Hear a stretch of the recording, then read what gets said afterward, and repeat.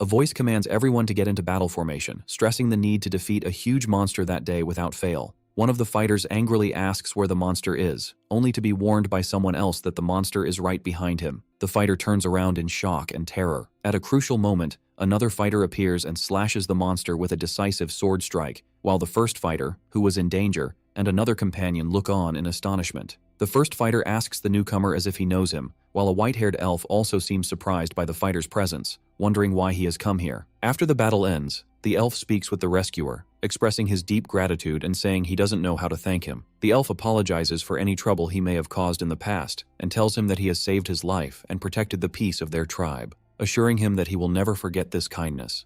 A system message appears, indicating the player's first achievement, an outsider who gained the trust of an elf, granting him free movement in the elf race's territories. The elf adds that his younger sister also has something to say to the fighter. His sister steps forward and reminds him of her previous offer for him to become her companion. The character receives another first achievement, the title, An Outsider Who Gained an Elf as a Companion, allowing him to use equipment of the elf race. The elf maiden agrees to his request, saying she would like that too, then hesitantly adds the word, and. The scene shifts to a joyous wedding ceremony, where the bride and groom celebrate amidst the cheers of the crowd. The fighter and the elf maiden exchange rings and kiss each other. A new achievement notification appears, announcing that the player is the first outsider to marry an elf woman, but a powerful voice suddenly interrupts the notification and orders it to stop. The scene changes completely to a man standing on a stage in front of an audience, telling them he spent countless hours thinking about how to present what he is about to say. The man announces that the game Ares is not just a simple game, but that all the characters in it are equipped with artificial intelligence that allows them to make their own decisions and act based on their own personalities, describing Ares as another world.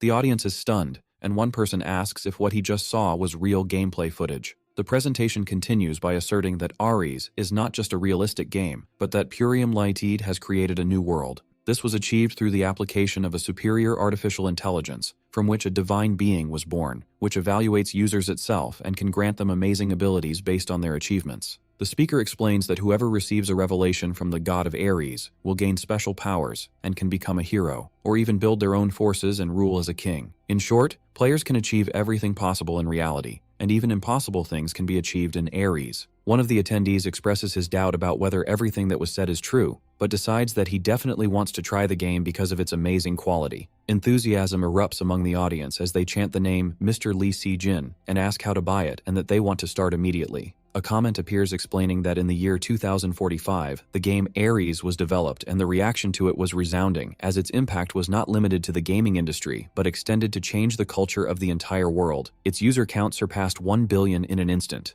A year later, a new player stands and expresses his astonishment, saying that the game is more realistic than he had heard. Another player expresses his deep admiration, noting that the experience feels like a real journey inside the beginner's zone. One player realizes that a person's physical abilities in the real world are reflected inside the game. One player draws his companion's attention to a scene in front of them, pointing to an event that has been in the game since its launch, smashing a wooden dummy, and it is said that 1.2 billion people have tried to accomplish it, but they have all failed. It is rumored among the players that success in the wooden dummy challenge grants the winner a very special Ares game capsule worth 50 million won, in addition to a 5-point increase in all their stats. Although the quest seems simple and requires only 10 strikes, the number of challengers has recently decreased. The reason for this is that the prevailing consensus considers this challenge impossible, especially after a series of national sports representatives failed, and even the gold medalist hero Hanul failed to break it. For this reason, there was much talk about this challenge, but the players stood gathered without any of them trying, as they were all waiting for the arrival of humanity's true and final hope.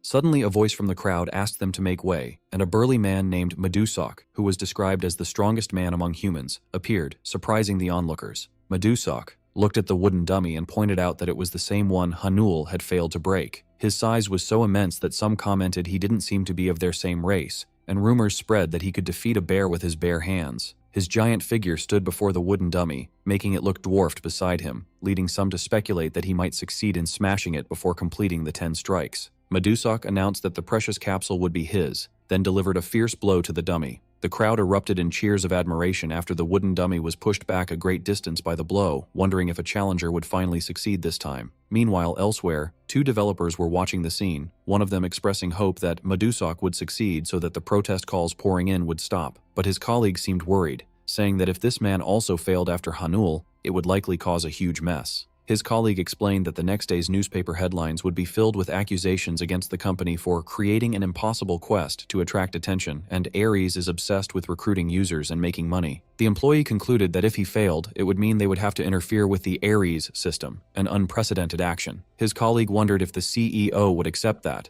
but she insisted that he, as the team leader, had to get it done, threatening to resign if he didn't succeed. Back in the game, a message appeared on the screen. Quest failed. Please try again. Medusak was in a state of shock, unable to believe he had failed. In the office, the team leader put his hand on his face in despair, saying they were in trouble. His colleague suggested they run away quickly before the protest calls started, and jokingly invited him to dinner on his treat. At that moment, another employee called them over to tell the team leader that a new challenger was stepping up. The team leader asked indifferently if he looked like he would succeed, and the employee pointed out that the new challenger was wearing the basic gear a player gets when creating a character, and that his weapon looked like it was from the cash shop, but many players who relied on such tools had already failed. The employee apologized for saying something unnecessary, but the team leader reassured him it was okay, as he too had had moments of hope. He then decided to go for dinner and come back later. But as he was turning to leave, he and his colleague heard a loud and sudden sound that made them wonder in astonishment where it came from. It was the sound of the new challenger delivering a devastating blow to the wooden dummy, after which a global message appeared congratulating him. The following messages announced that he was the first user to successfully destroy the wooden dummy, and that he had gained 5 points for all his stats and 200 fame points. The team leader and his colleague stood in complete shock, wondering what had just happened, and who this skilled player could be, especially since Medusak had been their last hope. Then the team leader realized the amazing truth. This hero was most likely just an ordinary person. In the office, the stunned team leader ordered his colleague to look up the grade of the sword the challenger had used. The employee told him that the search result was a bit strange, to which the team leader replied that this was normal. It would have been strange if it weren't. She then revealed the details, explaining that the sword, named, was of epic grade, with an attack power of 143 and full durability, and had a usage restriction requiring level 40 or higher, with no restrictions on its creator. The team leader was extremely shocked upon hearing that the sword was epic, and began to wonder about the identity of this mysterious man and what his true nature was. The scene shifts to a dream or memory, where the clang of metal echoes in a blacksmith's workshop. The protagonist remembers the blazing fire that was capable of stealing all the sweat from his body, and sees an image of his father working hard in front of the furnace.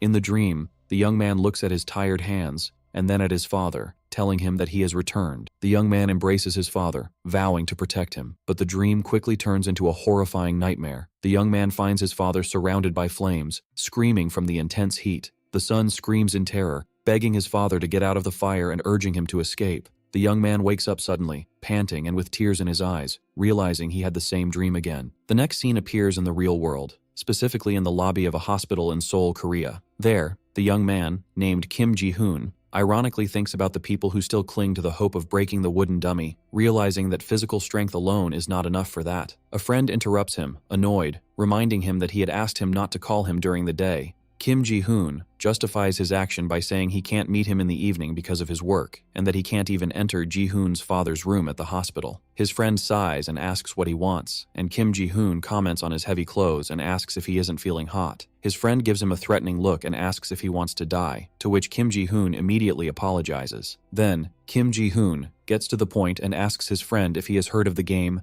Ares. He explains that it's the most famous game at the moment and operates with a superior artificial intelligence, then tells him about a special event for beginners in the game. He explains that no one has succeeded in this event yet. Even prominent celebrities have failed, but the prize for success is a VVIP gaming capsule worth 50 million won. His friend replies coolly, questioning the point of trying if a billion people have already failed, adding that he doesn't play video games in the first place. Kim Ji-hoon admits that it will be difficult, but asserts that it is not impossible, then tells his friend that when it comes to breaking that wooden dummy, he might have a chance, which puzzles his friend. Kim Ji-hoon takes his friend to a place with gaming capsules, revealing that he has prepared a standard Ares gaming capsule for him worth 10 million won, which shocks Ji-hoon. His friend comments that the game is expensive and yet a billion people play it, to which Kim Ji-hoon replies that it's worth the investment. He adds that if things go well, players can get amazing rewards and even trade with real-world currency, which is why everyone is flocking to it. Kim Ji-hoon finishes his explanation and suggests they go in, revealing that he has tried the game a little himself. Kim Ji-hoon's friend asks about the source of the expensive gaming capsule, but Kim Ji-hoon ignores the question and urges him to think about how much money they could earn through it.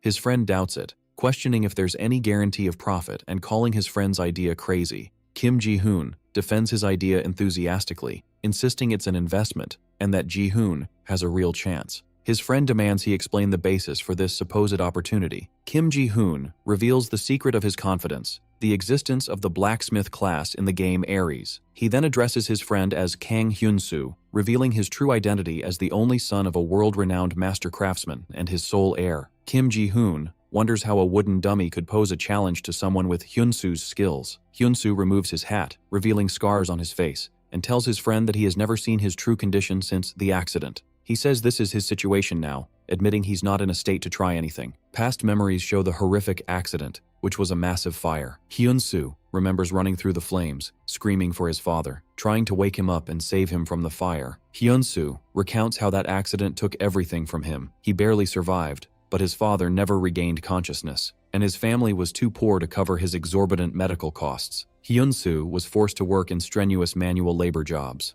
After spending 10 years in his father's footsteps, he remembers the hammer he used to forge countless metals, but even that work has now become a thing of the past, something he can no longer do. Hyun-soo explains to his friend that since the accident, he has been unable to use the strength in his right arm, making manual labor difficult, let alone the craft of blacksmithing. He tells him he will take care of his own problems, but appreciates his attempt to help. He then asks him to return the capsule, calling him a fool for wasting 10 million won, and then leaves, saying it's time for his part-time job. Kim Ji-hoon shouts at him, calling him the real fool, and reveals that he knows about his difficult financial situation and how he struggles monthly to pay his father's hospital bills, wondering how long he can continue like this. Kim Ji-hoon continues his confrontation, asking him about his life and future, and whether he will leave his injured body as it is forever, insisting that this game can fix everything. He reminds him that the full cost of treatment is about 3 billion won, a fantastical amount, but that doesn't mean he should give up. Kim Ji-hoon reminds him of his old passion and dream of living as a blacksmith for the rest of his life, and shouts enthusiastically that he can achieve that in the game Ares. Kim Ji-hoon vows to take responsibility for the 10 million won and begs him to listen to him just once. He pleads with him to give it just one try, promising he won't pressure him after that. The memory of the fire and his trapped father flashes again in Hyun-soo's mind, who stands silently looking at his trembling and weak right hand, as the scene shifts to a construction site where his work is supposed to begin. At the construction site, Hyun-soo tries to focus on his work, thinking that his friend Ji-hoon has filled his head with pointless ideas. He tells himself he must hurry and earn money for his father's treatment. But as he works, a loud clang of metal echoes in his heart,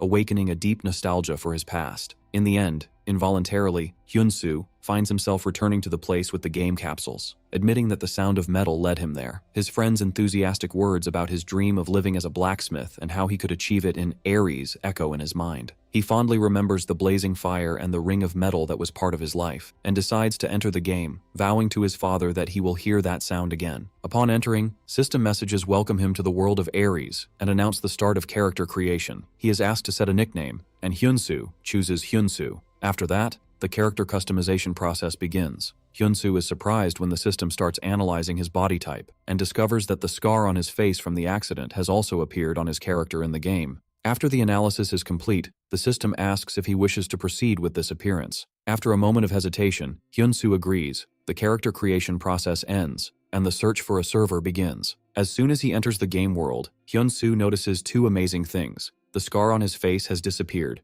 and more importantly, the strength has fully returned to his right hand. He thinks of his friend Kim Ji-hoon and realizes he now owes him 10 million won and decides he will work hard to repay this debt. He is then summoned to a random area and transported to the beginner's zone in the Barden region, specifically to Lin's blacksmith workshop. Inside, he finds an old blacksmith struggling with his work, vowing that he will never give up, and determined to forge a sword that surpasses that of an opponent of his. The blacksmith was striking the metal with force, desperately pleading for his attempt to succeed. Hyun-soo calmly interrupts him, telling him that this is not the right way to do it, which startles the blacksmith. The blacksmith is surprised by the presence of a stranger and asks what he just said. Hyun-soo repeats that the way the blacksmith is working is not the proper way. The blacksmith gets angry and asks Hyun-soo with disdain, being just a kid and a stranger, what he could possibly know about blacksmithing, and Hyun-soo tells him he will never make a strong sword this way. Hyun-soo explains that he knows it's none of his business, but he couldn't stand by and watch the blacksmith sincerely try to forge a great sword in the wrong way. The blacksmith scoffs at his words, wondering if he's talking as if he really knows how to do it. After a moment of thought, the blacksmith decides he has nothing to lose and hands the hammer to Hyun-soo, challenging him to show what he can do. He tells him he will watch him closely to see if he has the skills to back up his confidence. Hyun-soo thinks to himself that his original plan was to approach the blacksmith and ask to use his workshop, but this development might also be in his favor. He then turns to the blacksmith and tells him he has one condition. The blacksmith is surprised by Hyun-soo's condition, who explains that if he proves his skills, he must be allowed to keep the sword he makes. In return, Hyun-soo promises to show him something worth watching, and the blacksmith calls him arrogant. The blacksmith laughs, saying he likes this confidence and hopes it lasts. But he warns Hyun-soo that if he fails, he will pay the price for his arrogance, which Hyun-soo agrees to. Hyun-soo picks up the hammer and thinks that 3 years have passed. He admits to himself that despite speaking confidently, he is not sure if he still has the talent. But as soon as he starts striking the metal, the familiar feeling returns, and he feels confidence fill him, realizing he can do it. Images of his sick father and his friend Ji-hoon flash through his mind, driving him to work with all his determination, as if asking them to wait a little longer. Forgotten feelings begin to return to him, from the familiar clang of steel to the burning heat on his skin. He feels overjoyed to be back in his natural place, realizing that his body still remembers the craft, and his confidence that he can succeed is renewed. The old blacksmith watches his work, and at first he thought Hyun-soo was just a bad imitator, but he soon admits that his form is not bad and that he must have some experience. However, the blacksmith believes this is the furthest Hyun-soo can go, and is puzzled by his overwhelming happiness while working. The blacksmith believes that enjoying work doesn't matter. Results are everything in this world, and without a special skill, Hyun-soo will inevitably hit a dead end. He feels that his decision to let him try was a waste of time because it is impossible for a player in the beginner's area to have a skill in blacksmithing. Suddenly, the blacksmith sees something that amazes him in the metal Hyun-soo is working on. He notices that Hyun-soo is using an advanced technique where he folds, reheats, and tempers the steel repeatedly, concluding that it is a method to increase strength while eliminating impurities. The blacksmith is shocked, wondering how he never thought of such a simple technique. Despite his suspicion that it might just be a trick, he decides to use his special skill to assess the metal's grade. The result shows that the steel has been upgraded from grade D to grade C. The blacksmith cannot believe what he sees. Although he has forged grade C steel before, it has never been upgraded this quickly. The blacksmith admits that Hyun-soo was not just babbling, but he still believes this is his limit. He is certain he cannot raise the grade any further, and believes that some cheap tricks will not change the fact that without a skill, Hyun-soo is no different from him. Time passes as the blacksmith watches until he is overcome by sleepiness. He wakes up later to discover that it is late and is shocked to see that Hyun-soo is still working tirelessly. Hyun-soo continues to hammer throughout the night with intense focus. The blacksmith wonders how this young man doesn't get tired. As dawn breaks, Hyun-soo finishes his work, and a new evaluation message appears. Steel, grade B, leaving the blacksmith in a state of complete astonishment. He cannot believe it is possible to reach grade B without any special skill. Then he notices that Hyun-soo has not stopped yet, and wonders in shock if he is aiming for a higher grade. After a long night of hard work, Hyun-soo feels exhausted, wondering if he has overexerted himself. The old blacksmith, impressed by his skill, steps forward and offers to help, and Hyun-soo thanks him for his offer. They work together to finish the raw piece of metal. The blacksmith looks at the result in complete awe, declaring it a grade A ingot, which can be used to make a rare grade sword, something he never thought possible. The blacksmith explains that he has a skill that allows him to see the grade of items, and that in his life, he has never seen a magic grade item in the beginner's village, let alone a rare grade. He excitedly tells Hyun-soo that with this metal, he can forge a one-of-a-kind sword. But Hyun-soo tells him it's still too early to celebrate. He still has to finish the handle and polish the blade to a much finer edge. He explains that the sword must be made to withstand immense force without breaking, and that the edge of the blade is still far from perfect. The blacksmith laughs, admitting he has never met anyone as strange as Hyun-soo, who simply replies that he has always loved blacksmithing since he was a child. At that, the blacksmith suggests that Hyun-soo try forging the sword again, but this time with a new material he provides. The blacksmith reveals a large, glowing piece of mithril ore, explaining that it is a family heirloom passed down through generations. Hyun-soo asks why he is being given something so precious, and the blacksmith replies that he has learned a lot thanks to him and that this ore is far beyond his skills, and he wants to see what kind of sword a true master can make with it. Hyun-soo is thrilled at the idea of working with a legendary metal he has only read about in stories. Although it's a risk since he has never worked with it before, he decides he cannot refuse this offer. Then, the blacksmith awkwardly asks if he can call Hyun-soo master. Hyun-soo flatly refuses his request, threatening not to use the mithril if he insists, and the blacksmith immediately backs down. 1 month later, the legendary sword, Daylight, Epic, is completed. Possessing immense attack power and special abilities, and is described as a legendary sword the likes of which will never be seen again in the beginner's zone. Back at the Purium Company Management Center, the developers are reviewing the amazing events of the level 1 player, Hyun-soo. The team leader is still impressed, but his colleague urges him to get back to work. She complains about the lack of information available on the player, but then reveals his basic personal information. Kim Hyun-soo, 23 years old, who logged in from an acquaintance's house. She explains that she obtained this information from his application for the VVIP capsule prize. She adds that Hyun-soo strongly requested to keep his real-world identity confidential. The developers wonder why he would want to remain anonymous, and the team leader concludes that he must have his own reasons for avoiding the spotlight and fame that will inevitably come his way. At the management center, the team leader asks about Hyun-soo's current location. His colleague reports that he has just entered the hunting training center. Inside, a trainer named Relson greets Hyun-soo with disdain, pointing out that this is where the real monsters start to appear, and that as a level 1 man, he has no chance of passing the test. He tells Hyun-soo to leave to avoid wasting his time, advising him to go hunt some rabbits and come back when he is ready. Hyun-soo is confident in his high stats that are not visible to the trainer and insists that he will not waste his time. Relson sighs with boredom but reluctantly agrees, asking Hyun-soo to choose one of the swords and follow him. Hyun-soo tells him that if any sword will do, he would prefer to use his own. The narration reveals that Hyun-soo spent a full month in the beginner's zone, which is usually completed in 30 minutes, resulting in a massive boost to his basic stats. Additionally, he possesses the only epic grade sword in the area, but is still at level 1 and without a class.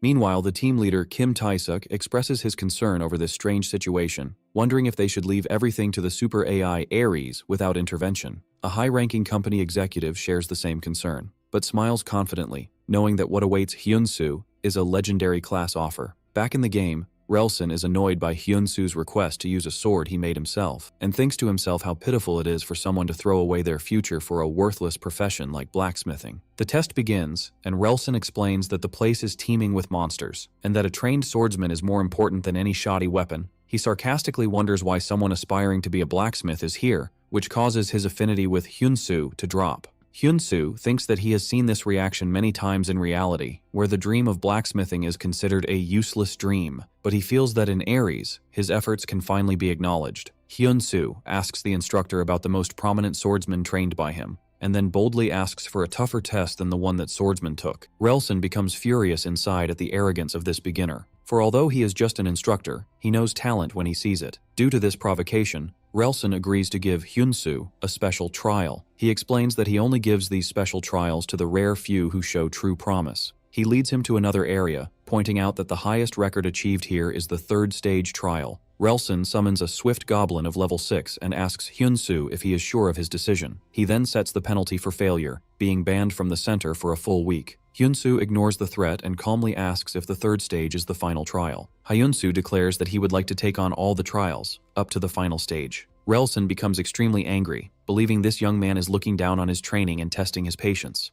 Relson angrily agrees to the challenge and summons the 4th final stage trial monster. A mad goblin of level 15 appears before them. Relson thinks to himself that almost no one in the world has managed to pass the 3rd stage, and no one has ever surpassed the 4th. The fight begins, and the goblin attacks fiercely, but Hyun-soo manages to skillfully dodge its attacks. Hyun-soo thinks that any blacksmith can see the latent power a weapon holds, and activates his sword Daylight's active skill, called Durable Sword, to enhance his physical defense.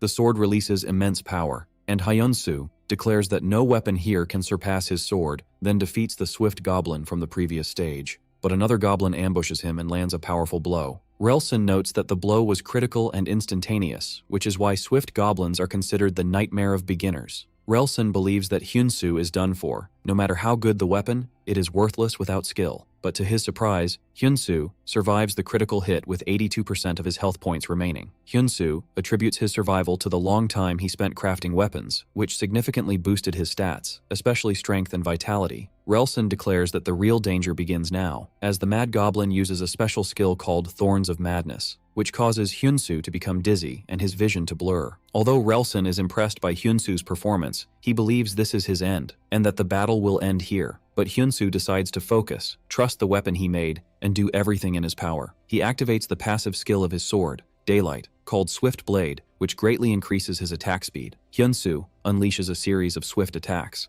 realizing that this way he can close the gap in levels. The developers are shown watching the battle in a state of awe. With a final blow, Hyun-soo succeeds in defeating the remaining goblins. Relson stands amazed and joyful, shouting that this young man did what no one else could. He praises Hyunsu, saying that although his strikes seemed random, every drop drew out the true power of the blade, and enthusiastically assumes that Hyunsu must have trained in swordsmanship before. Hyunsu explains that he only learned that a blacksmith should be able to handle the weapons he makes, nothing more. Relson notices the muscles and scars on Hyunsu's arms, a testament to his hard work. Relson realizes he is in the presence of a true blacksmith and apologizes for his previous rudeness, bringing their affinity to its maximum. Relson makes a suggestion to Hyunsu out of respect for his talent, asking him if he has considered becoming a mad master, and at that moment, a window appears offering him a class change quest to the legendary class Mad Master. Meanwhile, the developers watch the scene in shock, disbelieving that this illogical event is actually happening. They realize that just the offer of the legendary Mad Master class,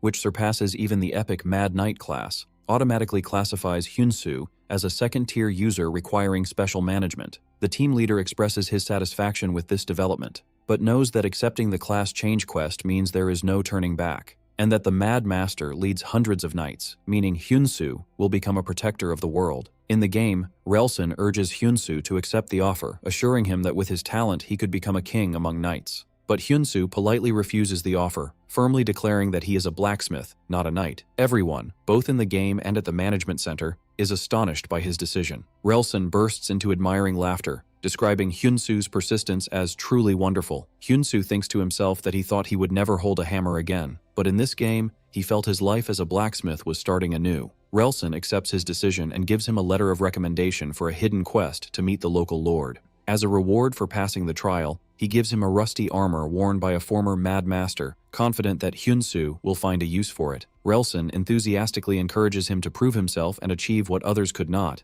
and Hyunsu promises to do his best. The developers conclude that Hyunsu has overcome his biggest crisis and that the spark of potential still remains. Hyunsu has now begun his path to become the god of blacksmithing. The system messages announce the end of the tutorial training period and the start of the main quest, and that the real game begins now. But before he can proceed, he is suddenly logged out of the game. He returns to reality to remember that he has responsibilities, like paying the gas bill. He checks his bank account to find it almost empty, and realizes that his priority is to secure his father's hospital fees and their living expenses. His friend Ji-hoon calls him to ask if he has finished the training zone, and Hyunsu replies that he has just arrived at the village. Ji-hoon excitedly tells him to head to the auction house first. He explains that this is where items are sold for gold, and that gold can be exchanged for real money, revealing that this is the real reason he got Hyunsu into Ares. Ji-hoon concludes his speech by saying that he has never seen anything more wonderful than the swords that Hyunsu and his father used to make. Ji-hoon encourages his friend Hyunsu over the phone, telling him that once he gets the VVIP capsule with 99.9% synchronization, his experience will be even more amazing, and urges him to flood the world with the works of the greatest blacksmith. Hyunsu feels grateful and thanks him. After the call, Hyunsu feels his path is now clear. He decides to focus on crafting and quests to earn gold, realizing he also needs to manage his stamina to achieve this. Hyunsu starts exercising, realizing that playing games consumes a lot of energy, though it doesn't compare to the effort of real blacksmithing. As he runs, he vows to his father that he will endure and ensure he wakes up again. Hyunsu returns to the world of Ares and enters the auction house directly. He chooses a name for his shop, Hyun's Forge. Hyunsu waits as his shop tool is being created. After the system finished creating the shop, the system grants him the ability to use the auction panel anytime, anywhere. Hyunsu wonders what he should put up for sale first, and remembers he has one prototype he made in the workshop. He reviews the details of Hyun's first sword, a rare grade sword, and recalls that the average market price for similar swords is about 70 gold pieces, and that his friend advised him not to sell it too cheap. He decides to list the sword for 100 gold pieces, then intends to explore the village systems while he waits. An alert was sent to all players regarding the sale. Elsewhere, a player notices that the auction board has exploded with activity due to an unusual post. The bidding price for Hyunsu's sword starts to rise rapidly, surpassing 300 gold pieces. This catches the attention of a member of the Golden Shield Guild, who rushes to inform the guild's vice captain about this amazing item. The member explains that the sword's creator is a level 1 player with no class, and that he made the best sword from the most primitive raw materials, and it even has an option for enhancement. The vice captain analyzes the situation, noting that using low-quality materials for enhancement reduces the chance of success, meaning the creator was clever in saving costs. He concludes that this weapon, with a small investment, could remain effective up to level 50. He also notes that the sword's name, The first sword makes it a valuable first piece for collectors. The vice captain realizes that the prestige that comes from being the first to discover and purchase the work of this talented craftsman is the real gain and decides to proceed with the purchase. Meanwhile, Hyun-soo feels a bit embarrassed and anxious, wondering if his sword will even sell since it was just a practice piece. Suddenly, a notification appears announcing that Hyun's first sword has been sold. Hyun-soo is shocked by how quickly it sold. He checks the final selling price and is amazed to see it sold for 1,008 gold pieces, after he listed it for only 100. He quickly realizes that this amount is equivalent to over 1 million Korean won, and he is overcome with a feeling of happiness and disbelief. Hyun-soo discovers that the buyer is the Golden Shield Guild, and he receives a message from them congratulating him and offering him an exclusive sales contract or to join the guild. He looks up information about the guild and is even more shocked to discover that it is a massive blacksmithing guild with 780,000 followers. Hyun-soo remembers his friend Ji-hoon's words that gaining followers is much harder than leveling up, and that having a large number of followers means significant user interest, and this interest can directly lead to profit. He checks the follower count for his shop, Hyun's Forge, to find it's only 82. However, when he opens his message box, he finds it flooded with offers to join from various guilds. Hyun-soo realizes that Ares is the place waiting for the blacksmiths who are disappearing from reality, and that the value of a craftsman's skills shines even brighter when supported by precise data and numbers. Hyun-soo decides it's not yet time to join a guild and heads to the Lord's castle, determined to show his true worth, which begins now. In the castle, Lord Vance was talking with his advisor Bell, wondering if repairing an artifact was truly impossible. Bell explains that the restoration process carries a risk of failure, which could lead to losing the piece forever, which is why they must find the best restoration expert on the continent. Vance comments that this expert is only in the capital. Bell confirms he is an eccentric person who refuses to meet anyone, making summoning him difficult. The Lord feels sad that he cannot abandon the affairs of his territory and go himself, especially since the uniquely shaped bow is his father's only legacy. It is revealed that Bell is actually a level 100 scammer player disguised as a blacksmith who has spent a week gaining the Lord's trust to deceive him. Bell offers the Lord to take the bow to the capital for restoration for 300 gold pieces. Before the Lord agrees, Hyun-soo suddenly enters, interrupting them and confidently declaring that the bow can be restored right here on the spot. Bell seethes with anger inside as his plan is about to be ruined. The Lord asks Hyun-soo in shock if he can really repair the burnt bow here in the castle without needing to take it to a blacksmith shop. The Lord orders a guard to inquire about the man's identity, and the guard replies that he is the person who came with a letter of recommendation from instructor Relson. The Lord is surprised at the mention of an instructor from the beginner training center. As the Lord of Barden, he officially asks Hyun-soo to tell him about his skills and experience. Hyun-soo introduces himself, saying his name is Hyun-soo, he is level 1, and his class is unemployed. Bell explodes in anger, not believing that a level 1 player dares to speak so arrogantly in front of the Lord. Bell shouts that restoration is a skill only learned by blacksmiths above level 80, and accuses Hyun-soo of interfering with his work that he spent a whole week on and orders him to leave. Hyun-soo calmly replies, telling Bell that he is mistaken and that this bow is not a recurve bow. Hyun-soo corrects Bell's information, explaining that the bow is not a recurve bow, but a gakgung, a traditional Korean composite bow. Confusion appears on the faces of both the Lord and Bell due to the unfamiliar name. Hyun-soo addresses the Lord, saying he heard the story from the guard Baker and knows that the Lord wishes to restore his late father's burnt bow, which was a gift from a mysterious foreigner. The Lord confirms that the bow was one of a kind and had never been seen in this land before, but he expresses his weariness of being deceived by strangers with false claims about the family heirloom. He sternly warns Hyun-soo to only speak words he can prove. Hyun-soo asks to confirm one thing, and surprises the Lord by suggesting that the bow, despite being a gift from a foreigner, was actually made in this very land. Hyun-soo explains his deduction, pointing out that he saw a painting of a water buffalo in the hall, and that this animal's horns are considered a precious material even in his world. But what really caught his attention was the bow's curvature, and he reveals the crucial detail. It was made using whale sinew instead of cow sinew, and he asks the Lord for an explanation. The Lord admits that Hyun-soo is right, and explains that the foreigner was his father's friend, a blacksmith. He confirms that the materials used were indeed local and rare, giant water buffalo horns from the Barden swamps, and whale sinew from Barden Harbor. With these precious materials, the friend gifted his father the best bow ever made in Barden. The Lord is impressed by Hyun-soo's ability to notice details that even Bell, who is supposedly a level 100 blacksmith, missed. The Lord expresses his strong desire to save his father's memento. Convinced of Hyunsu's skill, he officially asks him to restore the bow, leading to Hyunsu accepting a quest with a reward of 500 gold pieces. The Lord orders Bell to leave for now, and Bell departs with his head bowed. As he walks away, he seethes with rage, vowing revenge on Hyunsu, who ruined his plan. The Lord asks Hyunsu what is required to restore the bow. Hyunsu accurately lists all the necessary materials, from water buffalo horns and whale sinew to specific types of wood and finishing tools, proving his complete knowledge of the bow's composition. Hyunsu obtains the restoration method for the sniper's gakgung, which includes a list of materials and a warning that the restoration will fail if the success rate is below 70%, which would result in the bow's destruction. Hyunsu is flooded with childhood memories of learning to make bows from his father. He remembers his father asking if he loved this craft so much even though it filled his hands with calluses. He replies that he loves doing it with him, and his father promises to teach him blacksmithing when he grows up. But for now, he must get used to handling raw materials with his hands. In the present, Hyunsu whispers with tears in his eyes, "Yes, Dad," and thinks about the high synchronization rate of his gaming capsule. He feels the familiar sensation in his hands and is confident he can restore the bow perfectly, just as his father taught him. Upon seeing this confidence and expertise, Lord Vance offers his help. Hyunsu and Lord Vance work hard together day and night, with Hyunsu engrossed in shaping the wooden parts of the bow, while the Lord watches him intently. The Lord admits that working all day is not easy and his strength is starting to wane, but he adds that seeing the happiness on Hyunsu's face gives him the strength to continue. After a full week, the exhausted Lord asks if he can go back, but Hyunsu insists he stay to help install the frame. Hyunsu guesses that the reason the Lord comes every day is his desire to restore his father's memento with his own hands, which the Lord confirms. The Lord explains that this bow is all that remains of his father's memory. Then the Lord asks Hyunsu why he enjoys the work as well. Hyunsu replies with a smile that he also has many good memories associated with this craft. They agree that restoring memories takes time and effort.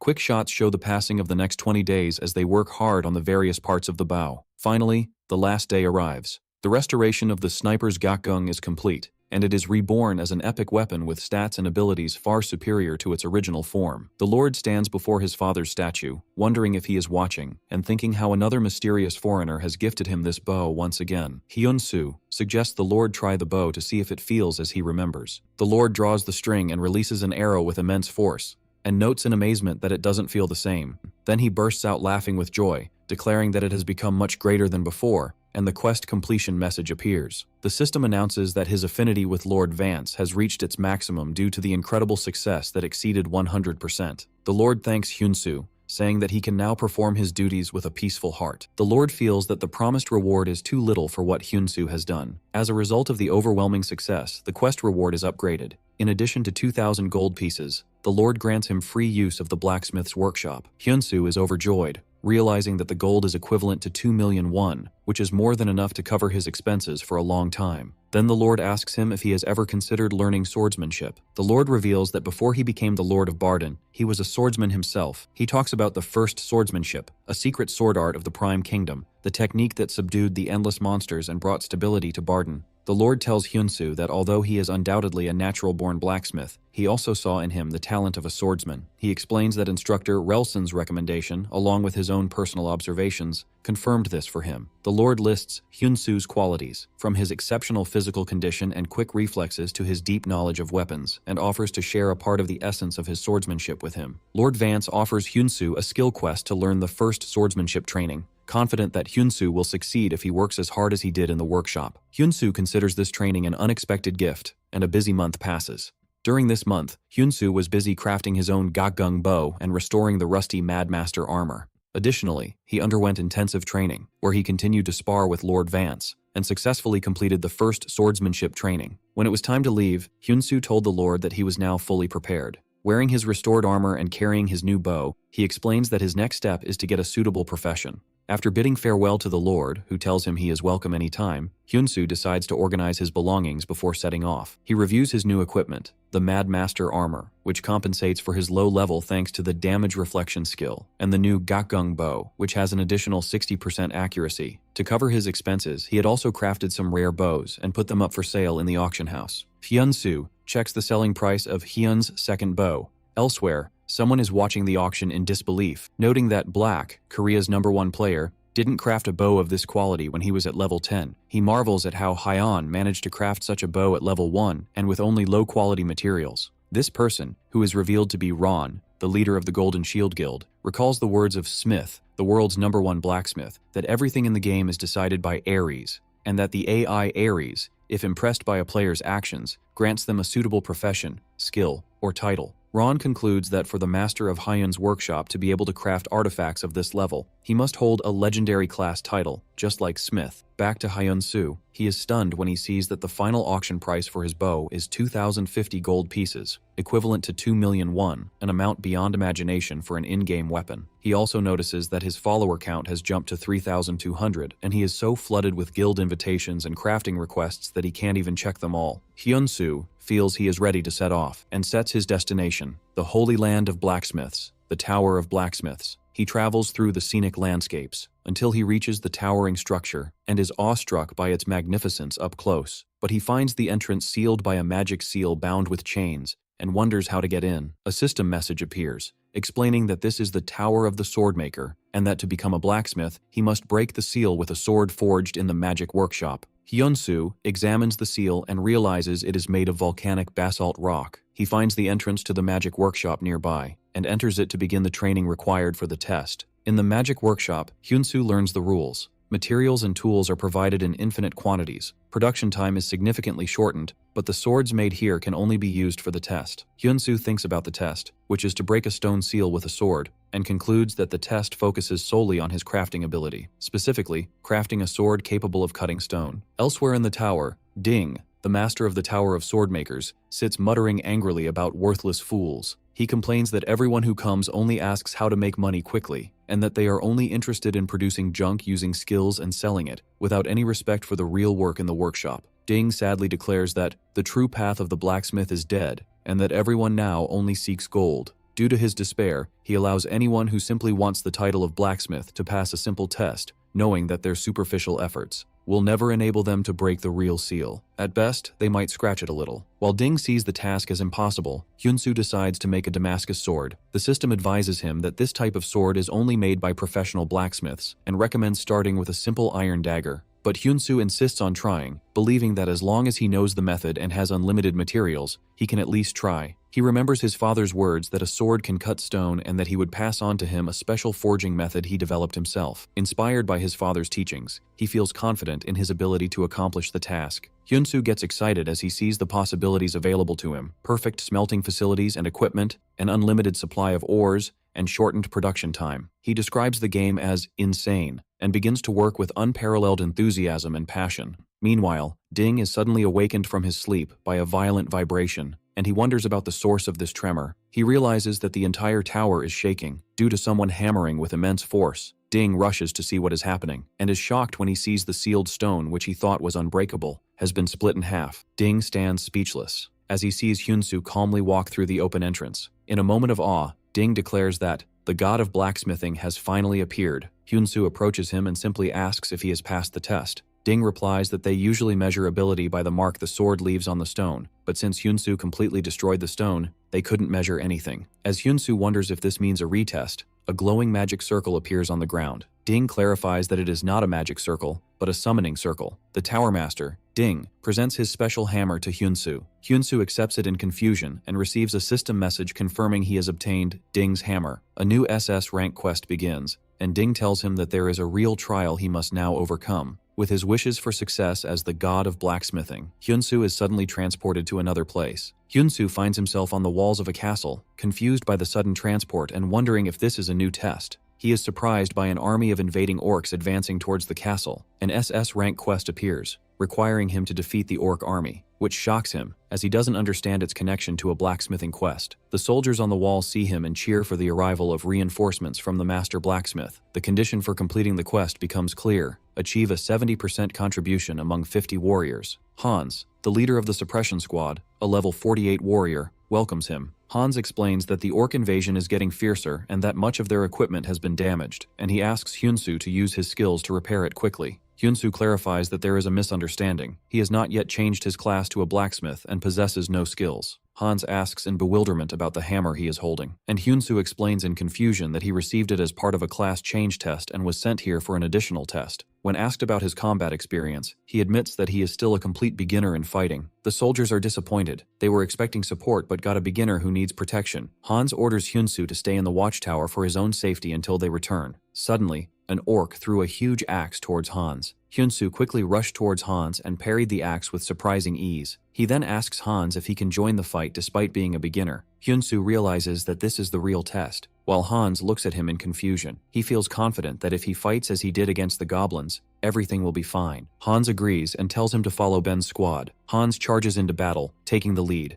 Immediately, Hyunsu feels the immense pressure of a real battle, which is completely different from fighting goblins. Despite this, he feels confident that he will not lose. Hyunsu engages the orcs with skill, succeeds in defeating a level 10 orc, and his level rises to 2, realizing that his month of training was not in vain. Ben watches him in disbelief, amazed at the strength of a player who doesn't have a class. In the heat of battle, the soldier Ben finds himself in imminent danger. Hyunsu notices the situation and immediately switches his weapon to his Korean bow. He fires a powerful and luminous arrow that cuts through the battlefield and hits the orc in the chest, saving Ben's life at the last moment, but another orc suddenly appears from behind him. Hyunsu manages to hit it skillfully as well, and Hyunsu's level rises several times as a result. The soldiers are stunned, wondering how a single arrow could take down such a massive orc. Hans shouts at Ben to snap him out of his shock, warning him that the orcs are now targeting Hyunsu and are attacking him. Ben feels extremely guilty, realizing that Hyunsu has gotten into trouble because of him, and blames himself for losing focus in the battle. Hyunsu, now surrounded, switches back to his daylight sword and unleashes the rampage skill. The skill randomly attacks all enemies within a 10-meter radius, resulting in the death of many orcs. Hyunsu's level rises again, and his contribution to the mission reaches 19%. Joy overwhelms the squad leader Hans, who realizes that the old master had a good reason for sending Hyunsu. Hans feels that with Hyunsu by their side, they can achieve what they previously could not. Hans looked at Hyunsu with sincere admiration, praising his brilliance and the strength he displayed. Enthusiastically, Hans shouts to his soldiers, declaring that today, with Hyunsu, they will annihilate the orc forces. Hyunsu feels like a real part of the squad as the system announces that his performance has boosted the soldiers' morale. Hyunsu continues to fight, and his contribution rises to 28%. But he wonders why his contribution percentage isn't rising as fast as he expected, even though he is killing orcs faster than anyone else. At that moment, a hidden quest is activated. A new, unprecedented chapter begins with the arrival of a formidable enemy. An orc warrior of level 51 appears, and Hans shouts for everyone to stop. Hans recognizes the enemy, saying that the one we could never defeat has finally appeared. He is their sworn enemy, and panic spreads among the soldiers. Hans realizes he made a grave mistake. They pushed too far into the fight and have become trapped. Despite the seriousness of the situation, his soldiers declare that they are ready to fight to the end. Ben agrees with them, shouting that they will never retreat, and Hans orders them to attack, as they cannot continue the battle like this forever. Hyunsu notices that the soldiers have lost their composure and are rushing recklessly. He tries to provide cover for them with his bow, but is shocked when his arrows bounce off the orc warrior's armor, realizing they cannot penetrate its defenses. Although Hyunsu's bow has options that increase its penetration and accuracy, he discovers that the orc warrior's hide is like tough armor, making attacking it with the bow alone impossible. Despair spreads among the soldiers, and one wonders if they should retreat again, but Hans shouts that they can't retreat anymore. The orc warrior charges and easily cuts off Hans's hand. Hans realized that orc was difficult to defeat with his current strength. Hyunsu saw Hans fall to the ground, covered in blood. Hyunsu shouts the leader's name, Hans, in an attempt to alert him. Fear spreads among the soldiers as they hear the orcs roar. A soldier cries out in despair that he can't break through their armor no matter what he does, and another feels that they will all be wiped out. At this moment, Hyunsu takes the lead, shouting to the soldiers that continuing to fight this way will only lead to more losses, and orders them to form a defensive line. He orders them to quickly retreat to the forest behind them, assuring them that he will catch up soon. The soldiers obey his orders, prioritizing the transport of their injured leader to safety and regrouping, and Ben orders them to form a defensive line. Ben tells Hyunsu that this tactic will only buy them a little time, to which Hyunsu replies that he only needs 5 minutes. Ben agrees confidently, vowing that they will hold out no matter the cost. Hyunsu heads deep into the forest, wondering to himself about the idea that arrows cannot penetrate strong armor, and answers in the negative. He takes out Ding's replicating hammer, an epic tool with the ability to duplicate consumables and shorten crafting time, and realizes his plan is possible. Meanwhile, the soldiers are fighting desperately to repel the orc attack in the forest. Ben muttered to himself, affirming that he must hold on no matter what. trying to hold out for the 5 minutes Hyunsu had requested. Ben said that all they had to do was hold on, but the orc army was advancing on them relentlessly. However, Ben insisted that he would not give up, and he would never retreat. Just as Ben is about to die at the hands of the orc warrior, a mysterious projectile suddenly flies towards the orc and kills the orc, saving Ben, who wonders in confusion what happened. More projectiles fly from between the trees, hitting the orcs with precision, and it is revealed that Hyunsu is the one crafting and firing them from his hiding place. The orc warrior roars in anger at this new and unexpected tactic. The orc warrior roars in anger as Hyunsu readies his weapons. The soldiers watch anxiously, pinning their hopes on Hyunsu. Hyunsu has crafted special arrows called Pyeonjun, which are of a rare type and have significantly enhanced penetration power and speed, capable of even shattering rocks. He crafted them using a bamboo guide called a tonga, and replicated the short arrows Aegisol using Ding's hammer. By combining these arrows with his Gakgung bow, a set effect is activated that increases his attack power and penetration ability. The orcs continue their fierce assault, and the soldiers fight valiantly in an attempt to create an opening for Hyunsu to attack. Hyunsu seizes the opportunity and fires his special arrow, which hits the orc warrior's helmet directly. Hyunsu knows that the penetration power of this type of arrow is equivalent to that of a rifle shot. The arrow pierces the thick armor and kills the orc warrior with a single decisive blow. Hyunsu's level immediately rises by 3. Hyunsu earns the title Orc Slayer, which increases his attack power against them and makes them feel fear towards him. Terror spreads among the remaining orcs, and they begin to flee as the soldiers shout to pursue them. Hyunsu and the soldiers join the chase. Hyunsu jumped on top of one of the orcs that tried to escape and fired his arrows at it with deadly precision, leaving it no room to escape. He hit the orc with a piercing arrow that lodged directly in its head, and after a short while, they finally wiped out the remnants of the orc army. With the battle over, the mission to suppress the invading orc army is complete. Hyunsu's final contribution reaches 92%, and the system announces that he has completed the mission with an exceptional record. The victorious soldiers chant Master Hyunsu's name. Hyunsu earns the full trust of the squad and receives a hidden title, Battlefield Commander, which increases his charisma by 10 points. Hyunsu sees the injured leader Hans receiving aid. Hans tells Hyunsu with emotion that they had always focused so much on defense that he never thought they would achieve their long-held wish of defeating the orcs. He thanks him deeply. The rest of the soldiers join in expressing their gratitude, and Hyunsu thanks them in return. Hyunsu realizes that his additional test is finally over. He thinks about returning to the blacksmith's tower, but then wonders how to get back there.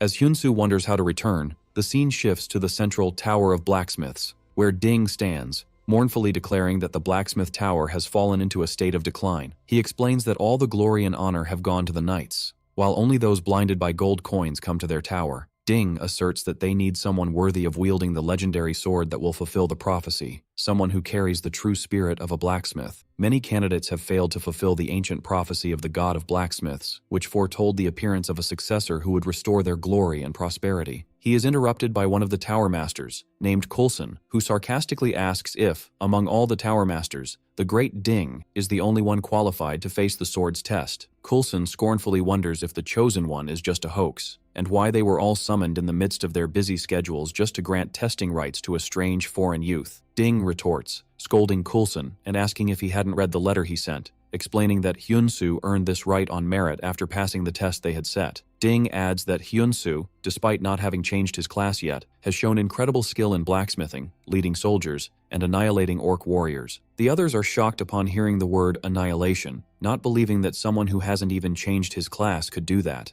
Ding continues his explanation, stating that this test was designed based on the prophecy that says, the successor of the god of blacksmiths must be stronger than anyone else. For this reason, the final answer will be provided by this sword itself. Ding assures them that they will soon see the truth. At that moment, a guard announces the arrival of Lord Hyunsu to the hall, and Ding orders him to be brought in. The massive doors open, and Hyunsu enters the majestic hall. Ding welcomes him, announcing that he has passed the test and has earned the right to enter the sacred sanctum of the blacksmiths. He adds that he is now also eligible to challenge the sword of prophecy left by the god of blacksmiths. Ding tells him that everything will be decided the moment he holds the sword, after which he will receive a suitable reward. Hyunsu thinks about the phrase suitable reward and remembers that he completed an additional SS rank mission during his class change test, wondering if the reward is obtaining a legendary class. Coulson steps forward to congratulate him on standing in this glorious place and praises his impressive performance and the quick thinking he showed at that critical moment. but he adds with a condescending tone that the arrow Hyunsu made was just a replica of a weapon called Solinarian, and that it was all just a matter of luck. Coulson asserts that without the epic bow he possessed, he would have never been able to pass the test. He then challenges Hyunsu with a sly smile to draw the sword, to see if luck will be on his side again. Hyunsu looks at the assembled masters of the Blacksmith Tower, realizing they are high-class NPCs,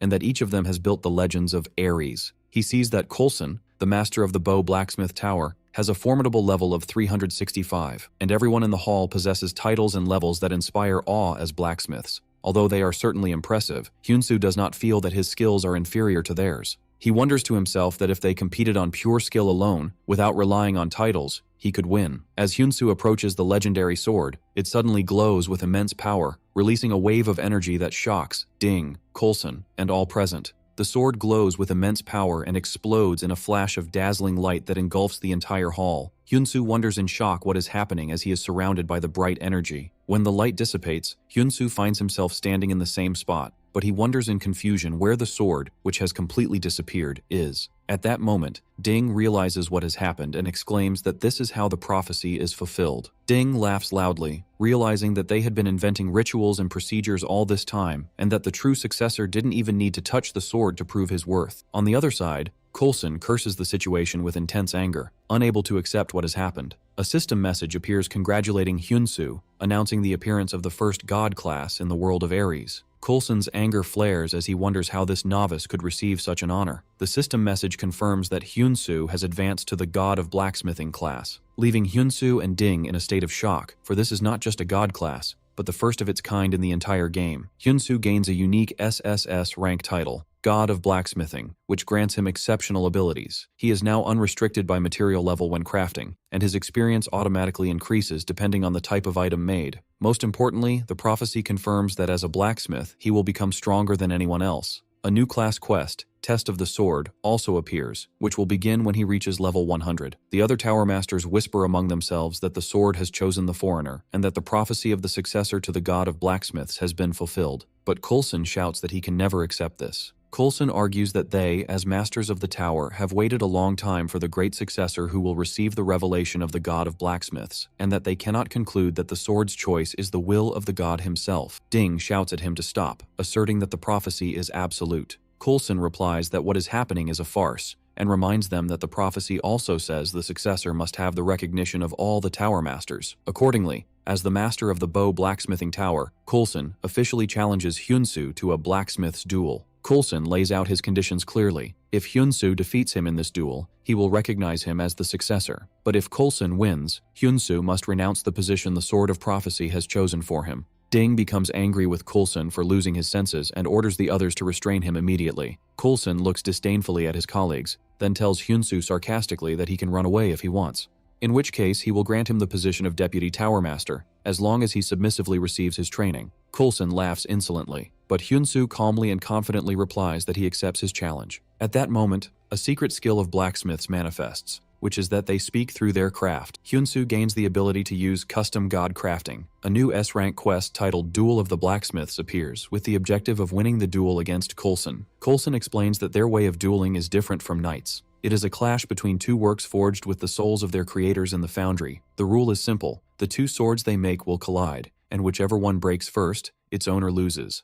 Coulson tells him that the best blacksmith workshop has been set up inside the hall, and since Hyunsu has now acquired blacksmithing skills, one day should be enough for him to make his weapon. Coulson adds sarcastically that if Hyunsu is truly the god of blacksmithing, then he will see him tomorrow. After Coulson leaves, Ding warns Hyunsu that he accepted the duel too recklessly, explaining that Coulson is one of the most skilled masters of the tower. Hyunsu agrees, admitting that if he were still in his previous profession, this would have been a losing battle for sure. In the world of the game Ares, amazing skills and enhancements are granted based on level and titles. And furthermore, each of the Tower Masters possesses unique special abilities. But Hyunsu realizes that when his class changed to a god class, those differences disappeared. Now, the only real difference stems from pure skill, thanks to the new skill he has acquired. Hyunsu had obtained an active god rank skill called Custom God Crafting, which allows him to create a fully customized artifact and grant it any effect he desires, with the crafting difficulty increasing as the desired effect's grade rises. Meanwhile, in his workshop,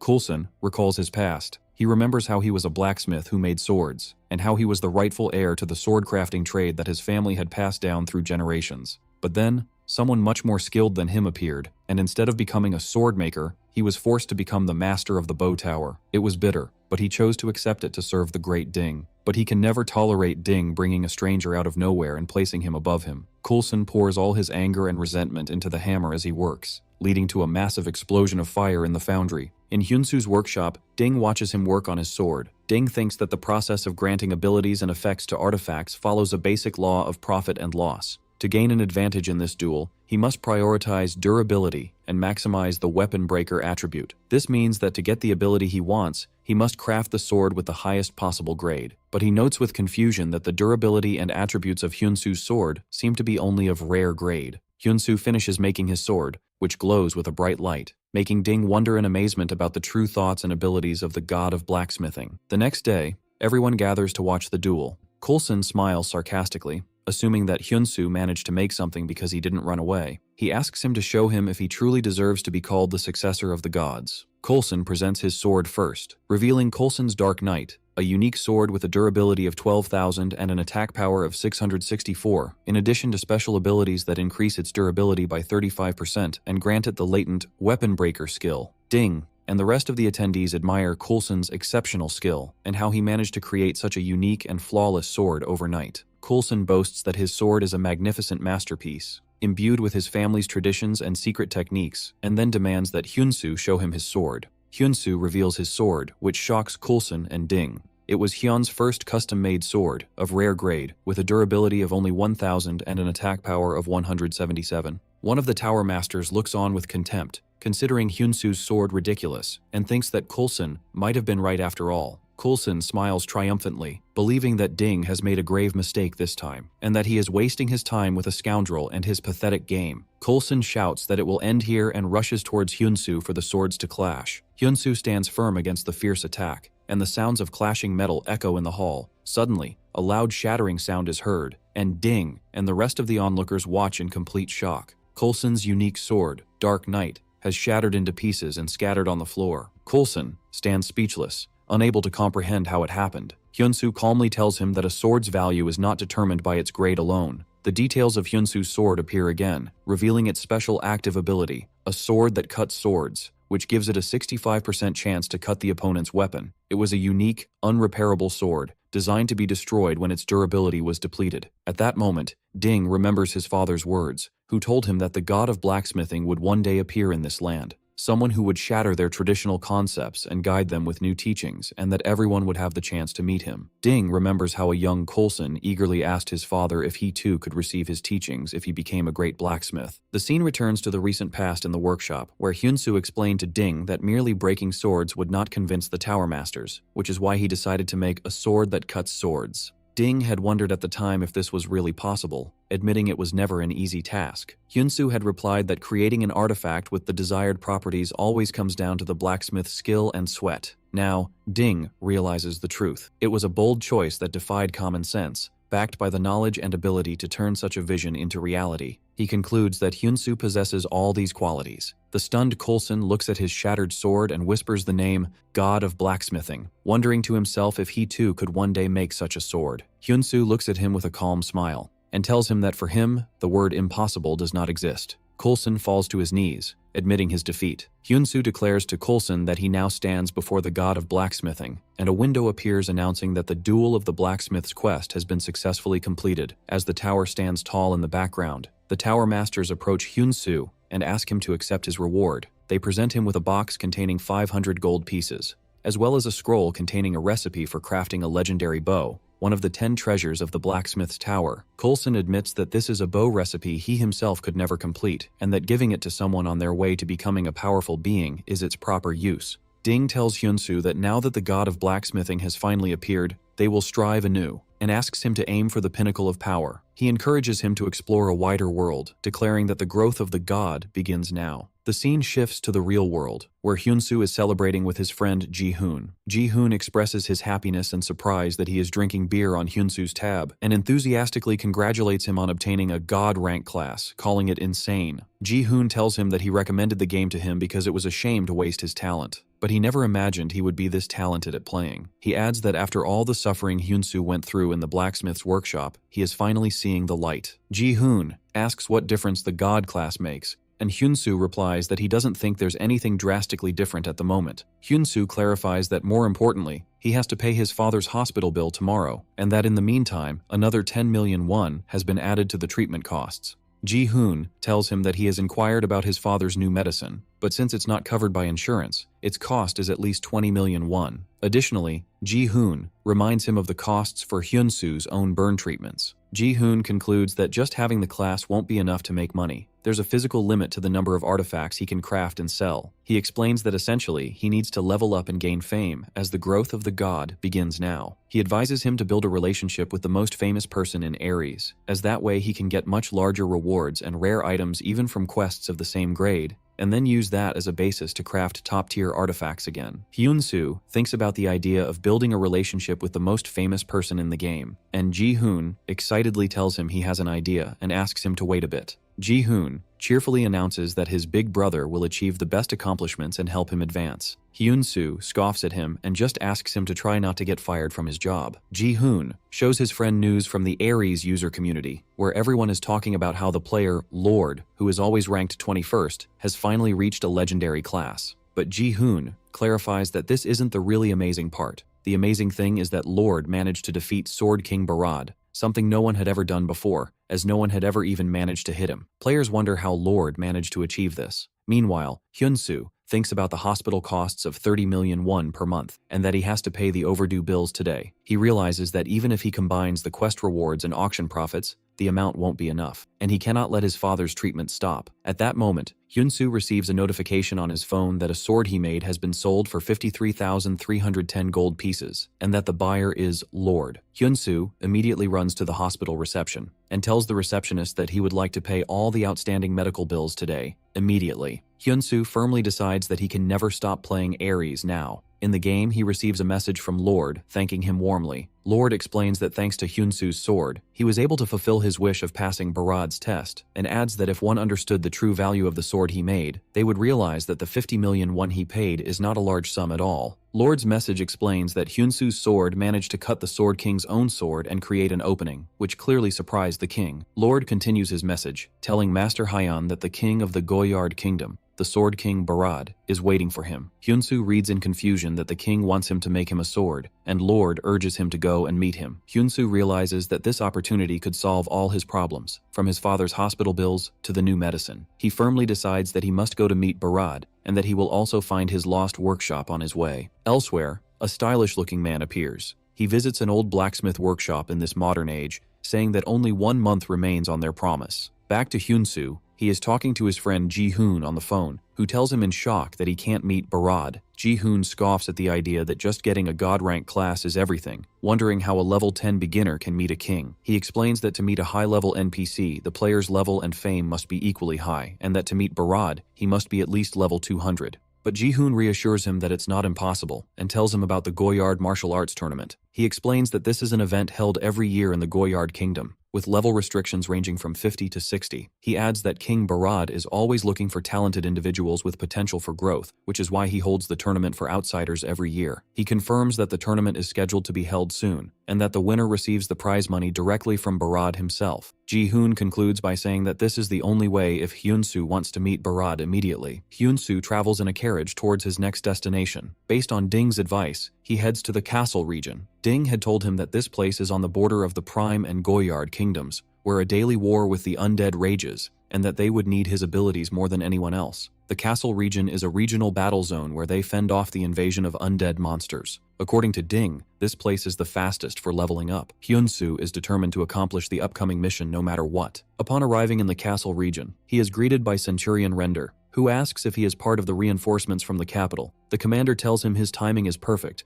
and that they are in dire need of everyone they can get right now. The commander explains that the number of invading undead is constantly increasing. Hyunsoo asks if he knows the reason, and the commander replies in the affirmative. He explains that when the holy Ramasi bell used to ring in the castle region, the invading undead would be weakened, making them easier to exterminate. Until now, the sound of the bell had prevented distant undead from approaching, but a short while ago, the bell was shattered to pieces. The commander adds that they were caught by surprise and were fortifying their defenses, but the enemy began to sense this and is slowly approaching. Hyunsu asks Commander Render if the bell cannot be repaired. Render suddenly realizes Hyunsu's identity and eagerly asks if he came on behalf of Master Ding, to which Hyunsu confirms he was indeed sent by Ding, the master of the Tower of Swordmakers. Render scolds Hyunsu for not telling him sooner, declaring they were waiting for him, and quickly takes him to see the captain. Hyunsu meets the captain of the castle knights, Carl, who asks if the great Ding himself sent him. Render confirms this, explaining that Hyunsu wishes to see the Ramos bell in person. Captain Carl informs them that Ding has already judged the bell as unrepairable. He explains that the Lord has already made several secret attempts to restore it,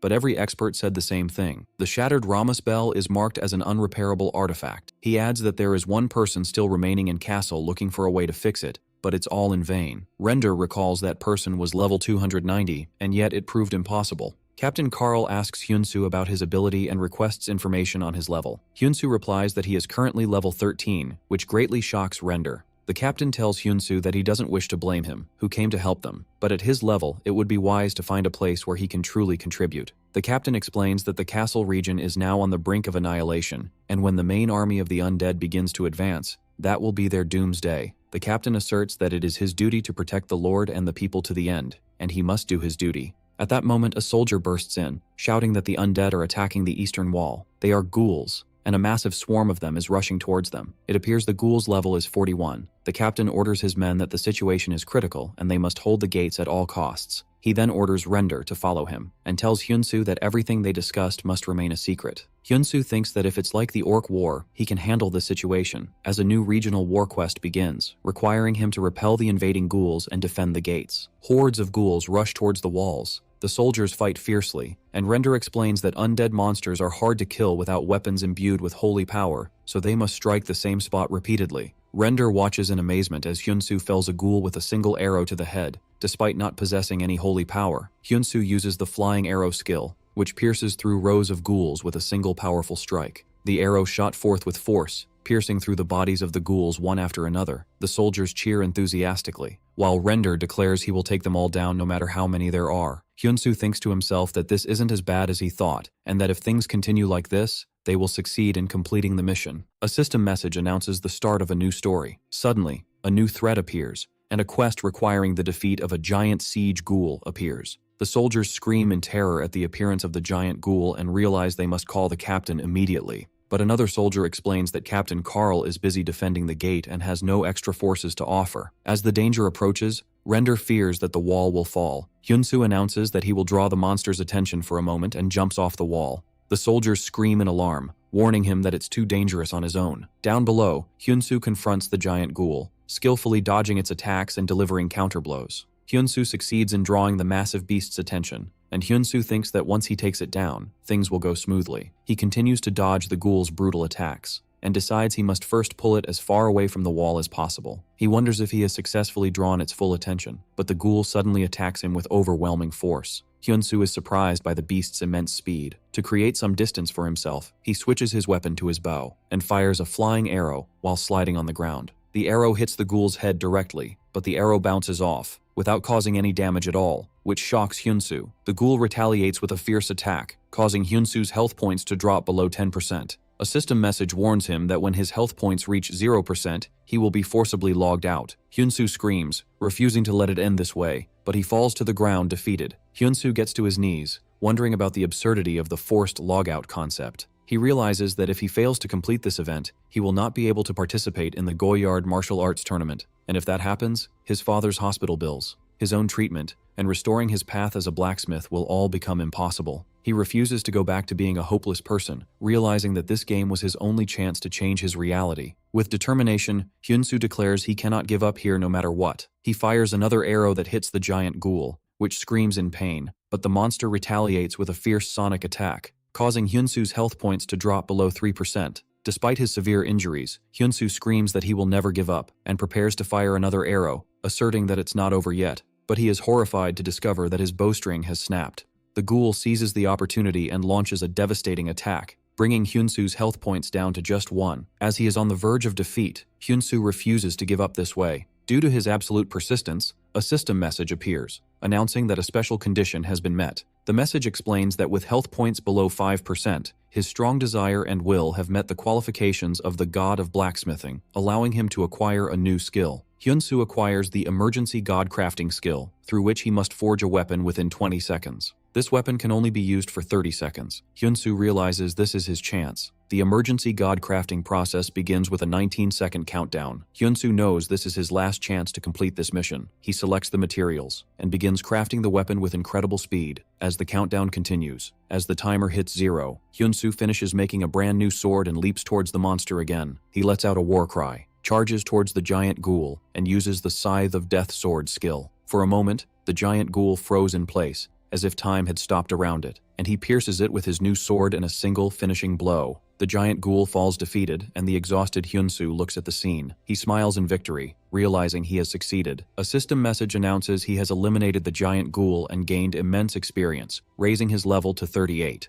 Hyun-soo thinks with relief that this level is sufficient to participate in the tournament. Hyun-soo collapses from exhaustion as Render, and the soldiers rush towards him, calling his name. Hyun-soo later wakes up to find himself in a bed and fully bandaged. He sits up, wondering how much time has passed, and asks about the ghoul's fate. When Hyun-soo wakes up, he finds himself surrounded by soldiers who are chanting his name and calling him a true hero. One of the soldiers approaches and thanks him, explaining that it was thanks to him they were able to survive that day again. Captain Carl also comes and thanks him, asking how he did it. Hyun-soo replies that he is not sure how to explain it, and thinks to himself that any explanation he gives would seem unbelievable. The captain insists he not be so modest, asserting that he was the one who led today's battle. Hyun-soo thinks about his strategy. He realized that ghouls, like ghosts, are weak to holy power. This reminded him of the Sword of the Four Symbols, a sword known for its ability to exorcise evil spirits and ward off disasters. Thanks to what his father taught him about restoration that day, he was able to bring this sword back to life. Hyun-soo feels grateful that his plan worked out exactly as he imagined. Captain Carl insists on rewarding him and gives him a bag containing 2,000 gold pieces, which makes Hyun-soo very happy as it is equivalent to 2 million won. Captain Carl admits that he misjudged Hyun-soo, thinking he was like the rest of the outsiders. The captain bows,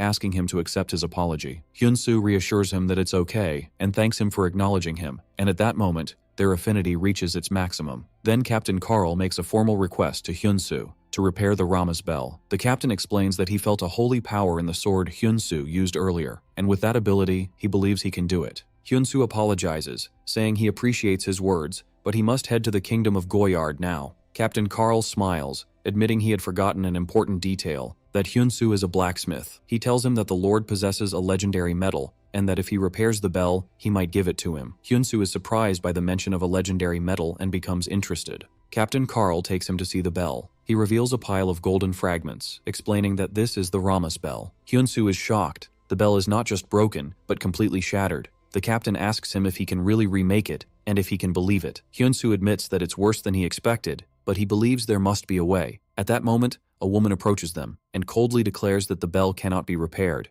She adds that even at her level of 290, she cannot do it, and wonders how he can claim to be able to. She accuses him of being a fraud. Earlier, a woman named Belle, or team leader Kim, announces she is leaving the guild. The master of the Golden Shield Guild, Krone, asks her in shock why she is suddenly resigning, and if she doesn't care about everything she has built so far. She replies that she is tired now. Krone tries to persuade her to stay, saying that if she can bring in the blacksmith Heon this time, things will get better. But she angrily retorts that this is the problem, and asks him how they can offer 500 million a year to a random player. Krone argues that the blacksmith Heon sold his first crafted sword for 50 million won, and that if they can recruit him, the guild will rise quickly. Belle reminds Crown that the blacksmith they brought in before was just an external source, and the one who came after took the deposit and ran. She adds that another blacksmith won the lottery and disappeared, and continues to list the failures. Belle asks him to stop, explaining to him now how difficult it is to clean up all this mess, and insists that he not try to stop her. Krone reluctantly agrees to her decision, but assures her that he will always keep a place for her if she decides to return. The scene shifts to Castle. Belle arrives to find the village in ruins and wonders in shock how a village like this could disappear. She thinks that this is the place that showed her that the people here are not just non-player characters, but real people like her.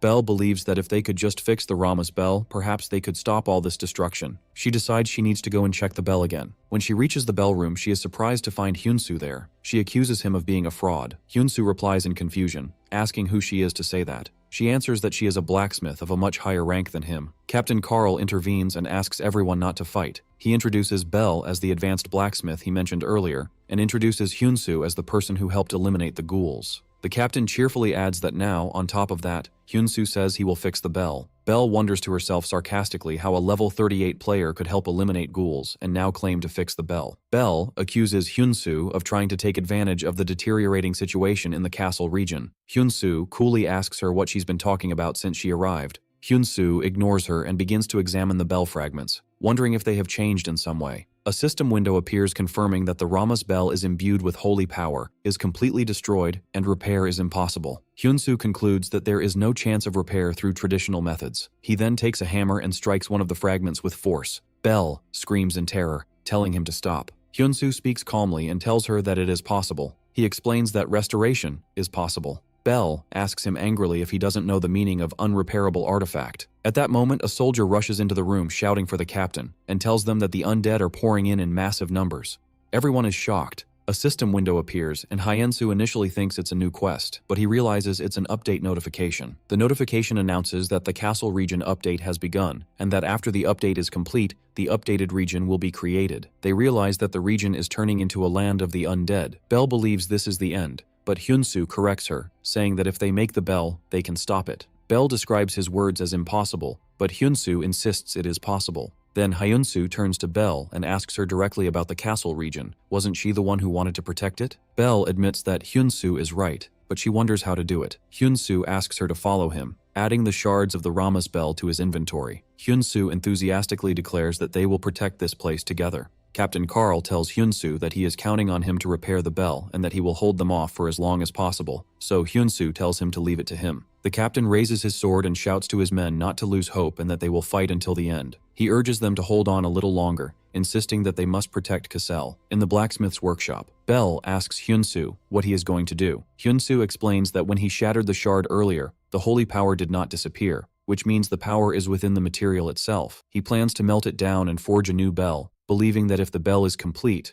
the holy power will be stronger. Belle comments that she has never seen a skill like this before, and Hyunsoo replies that a skill is not always needed to fix something. The smelting process begins, and Belle wonders in amazement if he intends to do this by hand in this day and age. Hyunsoo asks her why she isn't helping, explaining that he cannot do it alone. Meanwhile, in the game developer's offices, a developer watches the countdown for the Cassel region update. With less than an hour remaining, he declares in despair that they are in trouble and that this update is about to go to waste. A colleague asks him why he is grumbling on update day, and Kim Tae-suk tells him to look at the screen. The colleague wonders if it's about that blacksmith player. He asserts that a player can't fix it, but their female colleague clarifies that Belle is no ordinary player. The fateful day of the Cassel region update arrives, and the battle intensifies. Carl shouts orders to stop the undead and prevent them from entering. They fight with all their might, panting from exhaustion. The soldiers suffer brutal attacks, and one falls to a huge monster, but Carl intervenes and kills the beast. Captain Carl rushes to check on him and shouts to his men to hold on a little longer. He urges them to protect Cassel, the place where they were born and raised all their lives.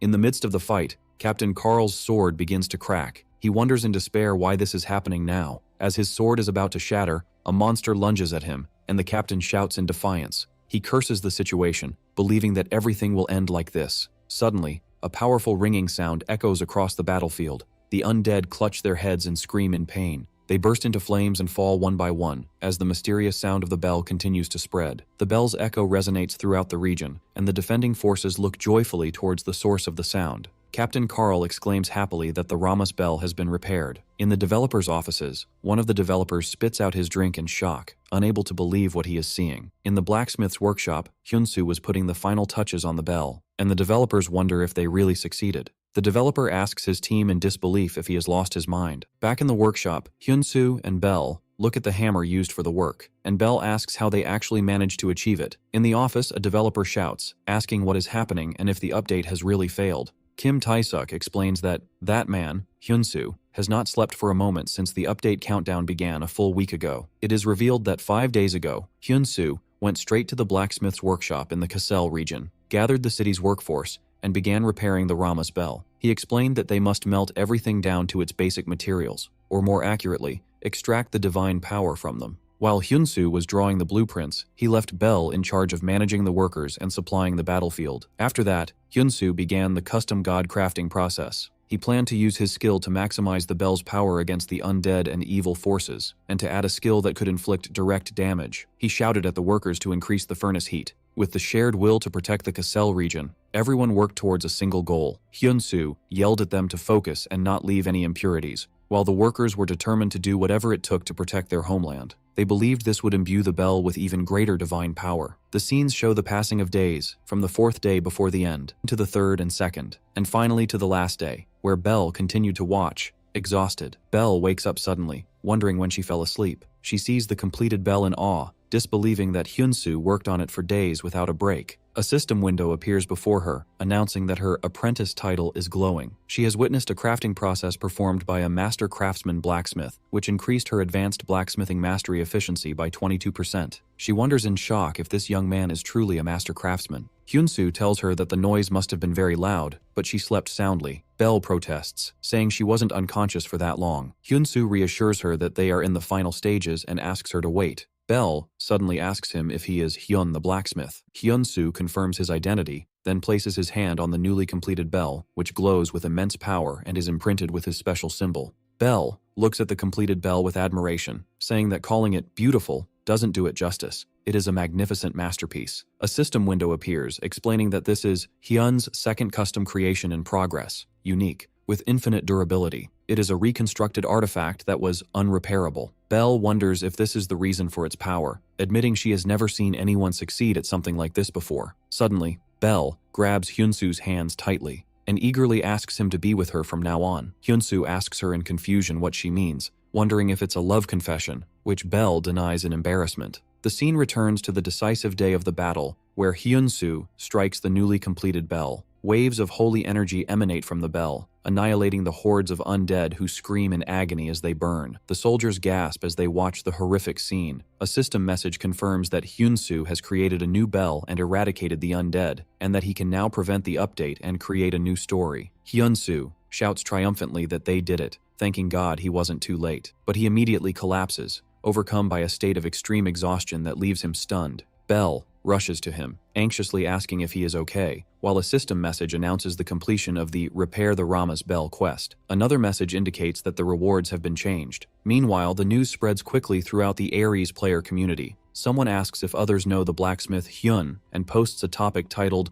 "The Reason the Cassell Region Update Failed," with pictures of the tower before and after the bell's repair. Players recognize the name Hyun from Hyun's first custom sword and are stunned that he repaired the Rama's bell. As a result, huge numbers of players start following Hyun's workshop. Hyun-soo wakes up in his bed to the sound of continuous notifications, wondering about all the noise. He sees that his workshop's follower count has jumped to 101,655, and he is amazed, wondering how this is possible. Hyun-soo smiles, realizing it was a good thing he engraved his name Hyun on the bell, as now everyone who visits the Cassell region will see it. Someone knocks on the door and asks for permission to enter. Captain Carl enters enthusiastically, announcing that their region's savior has awakened. He tells him that he has come with the Lord's approval to give him his reward for making the bell, which is 330,000 gold pieces. Hyun-soo is stunned by the amount, which is equivalent to 330 million won. The captain adds that the savior deserves a reward of this caliber, and presents him with a box as a gift from the Lord himself. Hyun-soo opens it to find the legendary metal, orichalcum. Hyun-soo thanks the captain. Captain Carl insists that they are the ones who should be thanking him, explaining that unlike other outsiders, Hyun-soo did not abandon their region and protected them. The captain expresses his sincere gratitude. Hyun-soo feels the captain's sincerity and thinks that he only did what had to be done, realizing that the despair of people in Ares is no different from their despair in reality. Hyun-soo then takes his leave of the captain, explaining that he needs to return to where he used to live for a while, and the captain immediately agrees. Hyun-soo decides it's time to reclaim his workshop and logs out of the game. The captain and his colleague look at the spot where Hyun-soo disappeared, commenting that outsiders are a strange group. The next day in Gyeongju, Hyun-soo meets with the real estate investor Kang Hyuk-soo. Kang looks at his phone, which displays a message stating that Mr. Hyun-soo has deposited 330 million won. Kang tells Hyun-soo that he really did it, expressing his astonishment and deep admiration. The scene flashes back to 1 year prior. Hyun-soo sits with Kang Hyuk-soo, who is reviewing the property papers. Kang tells him that the total amount comes to 330 million won. Kang mentions that he heard about the big fire and reassures Hyun-soo that the amount should be more than enough for the hospital bills, urging him to keep his head up.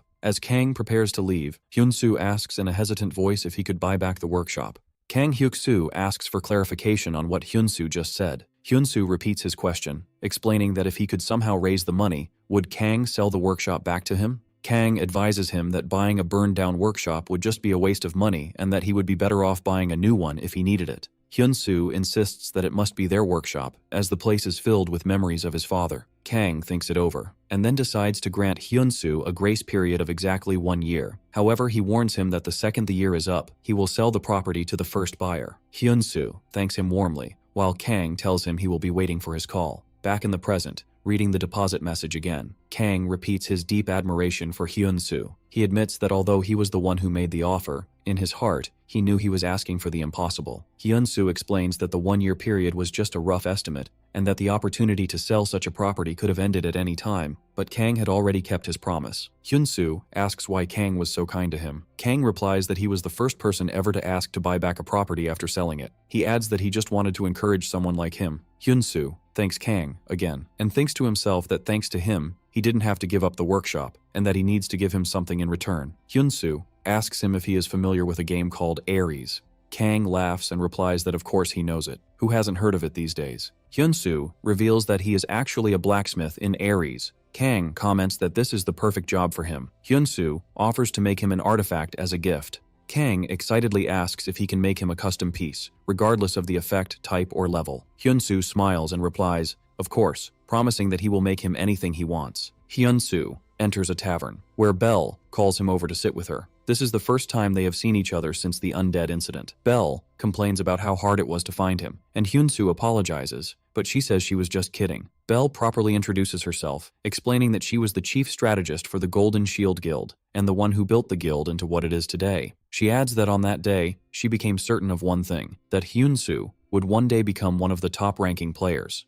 Therefore, Belle gets straight to the point. She tells him that when he eventually creates a guild, she wants to be its first member. Hyun-soo jokingly reminds her that she was calling him a scammer just the other day. Belle immediately apologizes, but justifies her stance by saying anyone would have misunderstood in that situation. Hyun-soo tells her he was just kidding, and that he is also looking forward to working with her, and they shake hands. But before that, Hyun-soo decides to tell her his plans. Belle is shocked to learn that Hyun-soo is going to meet the Sword King Parad, one of the 10 legends. Hyun-soo confirms that he will enter the Joyard martial arts tournament, adds that the bread he's eating is delicious, and wonders if the winner will receive their prize from Parad himself. Belle confirms this but is worried, explaining that this tournament is a gathering of rising stars from all over, and it's no joke. Hyun-soo simply replies that this is exactly why he must win. Belle wonders how he can say that so simply, and if he can even taste his food. Hyun-soo reassures her not to worry, and tells her that he will aim for the top using his specialty, leaving her puzzled.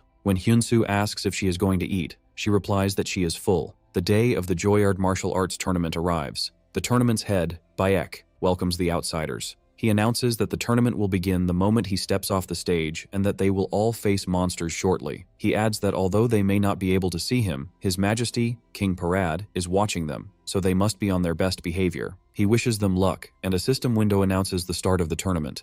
In the arena, the participants face the monsters. The first mission is to survive the golem's attack, with a 1-hour time limit. The participants rush into battle enthusiastically, with one expecting a golem to be the first opponent. A system window announces the first trial of the tournament. Whoever kills the stone golem, level 109, will receive a reward. A participant is surprised by the golem's high level, wondering if it was always this high and noting that the first round is supposed to be easy. Another participant recklessly charges, declaring, "First come, first served," but is immediately crushed by the golem, resulting in a forced logout. The other participants scream in terror and try to dodge the attacks, but they fall one by one and are logged out as well. The participants scream in terror, realizing this situation is completely different from the information they had, and wonder how they are supposed to defeat this thing. Hyun-soo stands observing the situation, while the other players curse their bad luck, realizing they've been deceived. Elsewhere, the tournament head Baek realizes the tournament has turned into a complete disaster. A stone golem from the high-level tournament has been mixed in by mistake. Baek fears that at this rate all tournament participants will be eliminated and decides he must see His Majesty immediately. Baek rushes into the king's chamber shouting, "Your Majesty," and insists they must stop the tournament now. But King Parad calmly rejects his request.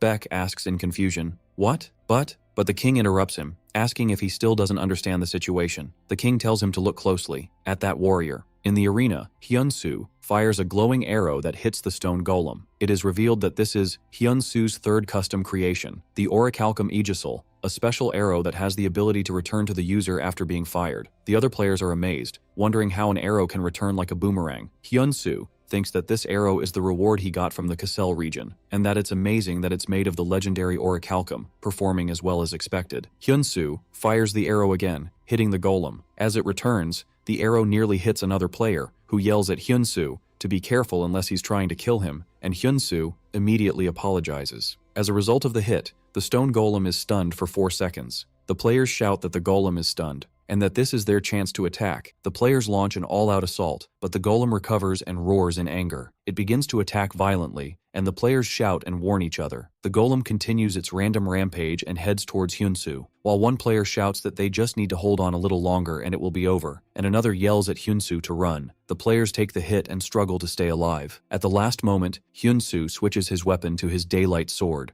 declaring that it's not over yet. He blocks the golem's massive blow, but the force of the impact throws him to the ground. Beck pleads with King Parad, saying they must stop the tournament now, pointing out that the participant seems to have reached his limit. The king watches with interest, and suddenly something unexpected happens that catches his attention. In the arena, despite having fallen, Hyun-soo uses the emergency god crafting skill again. The crafting process completes, resulting in the Damascus Woldu, a weapon specifically designed to cleave through stone. With a single powerful strike, Hyun-soo successfully defeats the stone golem. The Damascus Woldu disappears as it was an emergency creation, while Hyun-soo receives a flood of level-up notifications. Hyun-soo is amazed to realize his level has increased by 14, while the other players look at him in disbelief, wondering how he managed to defeat it. Hyun-soo asks them in confusion if they weren't supposed to defeat it. The players reply that the mission was to survive, so how could they defeat a monster with such a huge level gap? They explain that the trial consists of 3 stages, and the appearance of this golem had already disrupted the balance. It wasn't there to be defeated. Hyun-soo now understands the situation. Suddenly, Hyun-soo feels extremely dizzy and loses consciousness. The other players gather around him, wondering if he has fainted, and notice that he hasn't been logged out.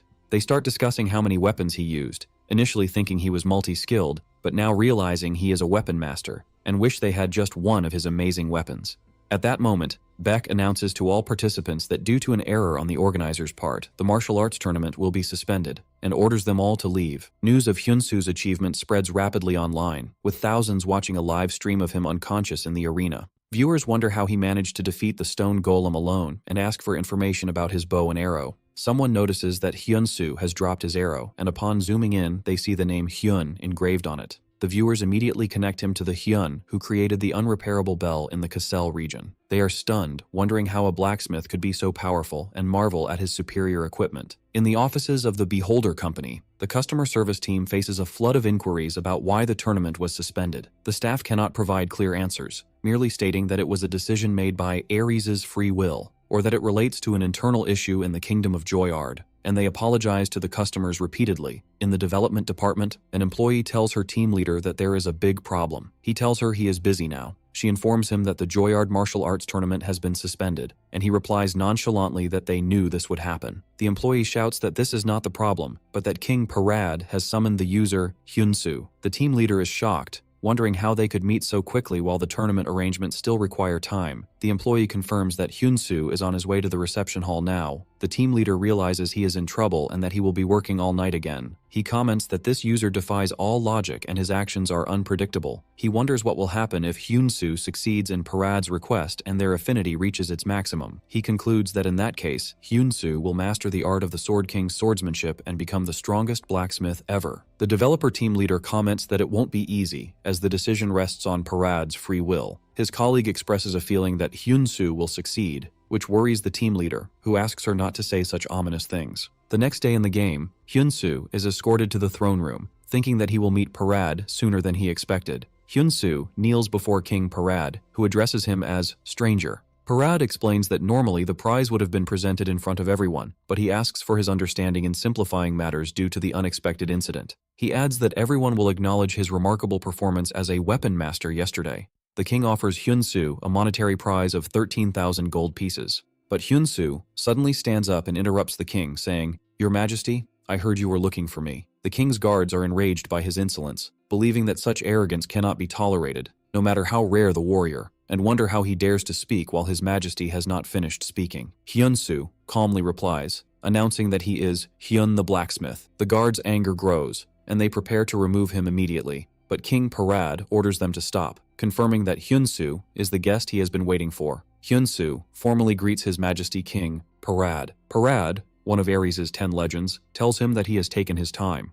Hyun-soo replies that the road here was rough. Parad asks him if he knows why he was summoned. Hyun-soo guesses that it is to commission him to forge a sword, which the king confirms. Parad explains that even the best blacksmith in the kingdom, and even Tank, the master of the sword tower, have failed at this task. For this reason, he wants to know what makes Hyun-soo trustworthy. Under immense pressure, Hyun-soo replies that he has only one thing. He has come all this way believing in nothing but his own skill. King Parad laughs loudly, impressed by the stranger's boldness. The king decides to bet on Hyun-soo's confidence and orders his men to bring what he has prepared. A glowing chest is presented before Hyun-soo. The chest contains 100-year-old cold iron, a special ore that has absorbed cold for 100 years and possesses fire resistance and ice properties. Hyun-soo looks at the metal in amazement, thinking it looks like it came straight out of a martial arts novel. Parad specifies his request. He wants a sword of epic grade or higher that emanates frost. He promises that if he is satisfied, he will grant him anything he desires. But he warns him that if he is disappointed, he will never set foot in the kingdom of Joyard again. A quest window appears,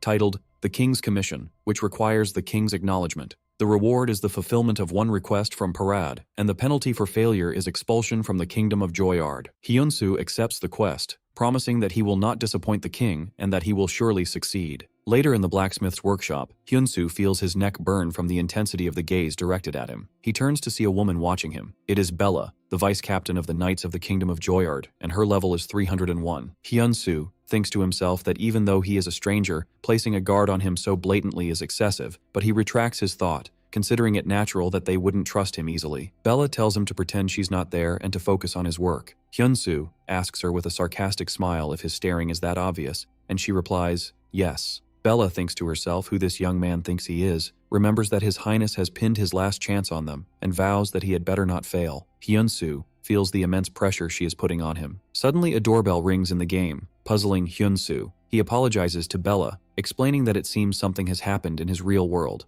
and asks if she minds if he steps out for a moment. Hyun-soo wakes up in his capsule in the real world and goes to open the door. He is surprised to see the landlady. Hyun-soo asks her the reason for her visit.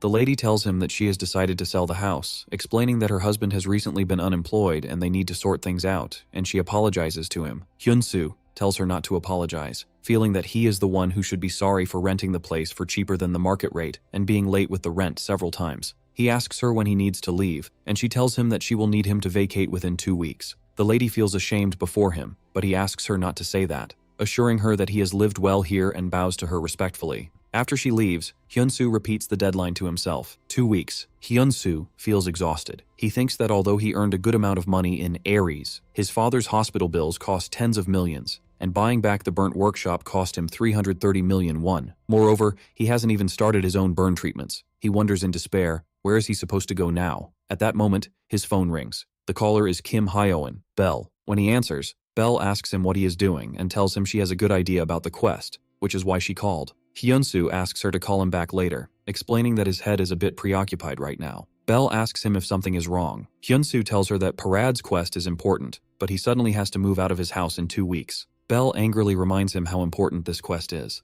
She tells him that she expects 2 main outcomes from it. Belle explains that right now, people are arguing about whether the champion of the Joyard martial arts tournament and the blacksmith Hyun are the same person. She suggests he not clarify it yet, and when he reveals his path later, it will blow up. She adds that he received a commission to forge a sword from Parad, one of the most influential NPCs in Ares. She asks him to just imagine Parad revealing a new sword engraved with the name Hyun. That is the moment his value will skyrocket, which is why she said she would stand by him. Hyun-soo thanks her, saying she has brought him back to his senses, and promises he will do his best. Hyun-soo returns to the game to find Bella, shouting at him angrily. Bella yells at Hyun-soo, asking why he is only now returning, and he asks in confusion what happened. Bella tells him that His Royal Highness, Parad, has been trapped in the dragon's nest. Hyun-soo asks in shock where King Parad is trapped, then asks for the exact location of the dragon's nest. Bella asks incredulously how he can be surprised when he doesn't even know where it is, and Hyun-soo replies that he thought he should at least act surprised. Bella tells him that time is running out, and quickly explains, She clarifies that the Flame Nest is the general name for the fire-type monster region. Among them is the Efreet Dungeon,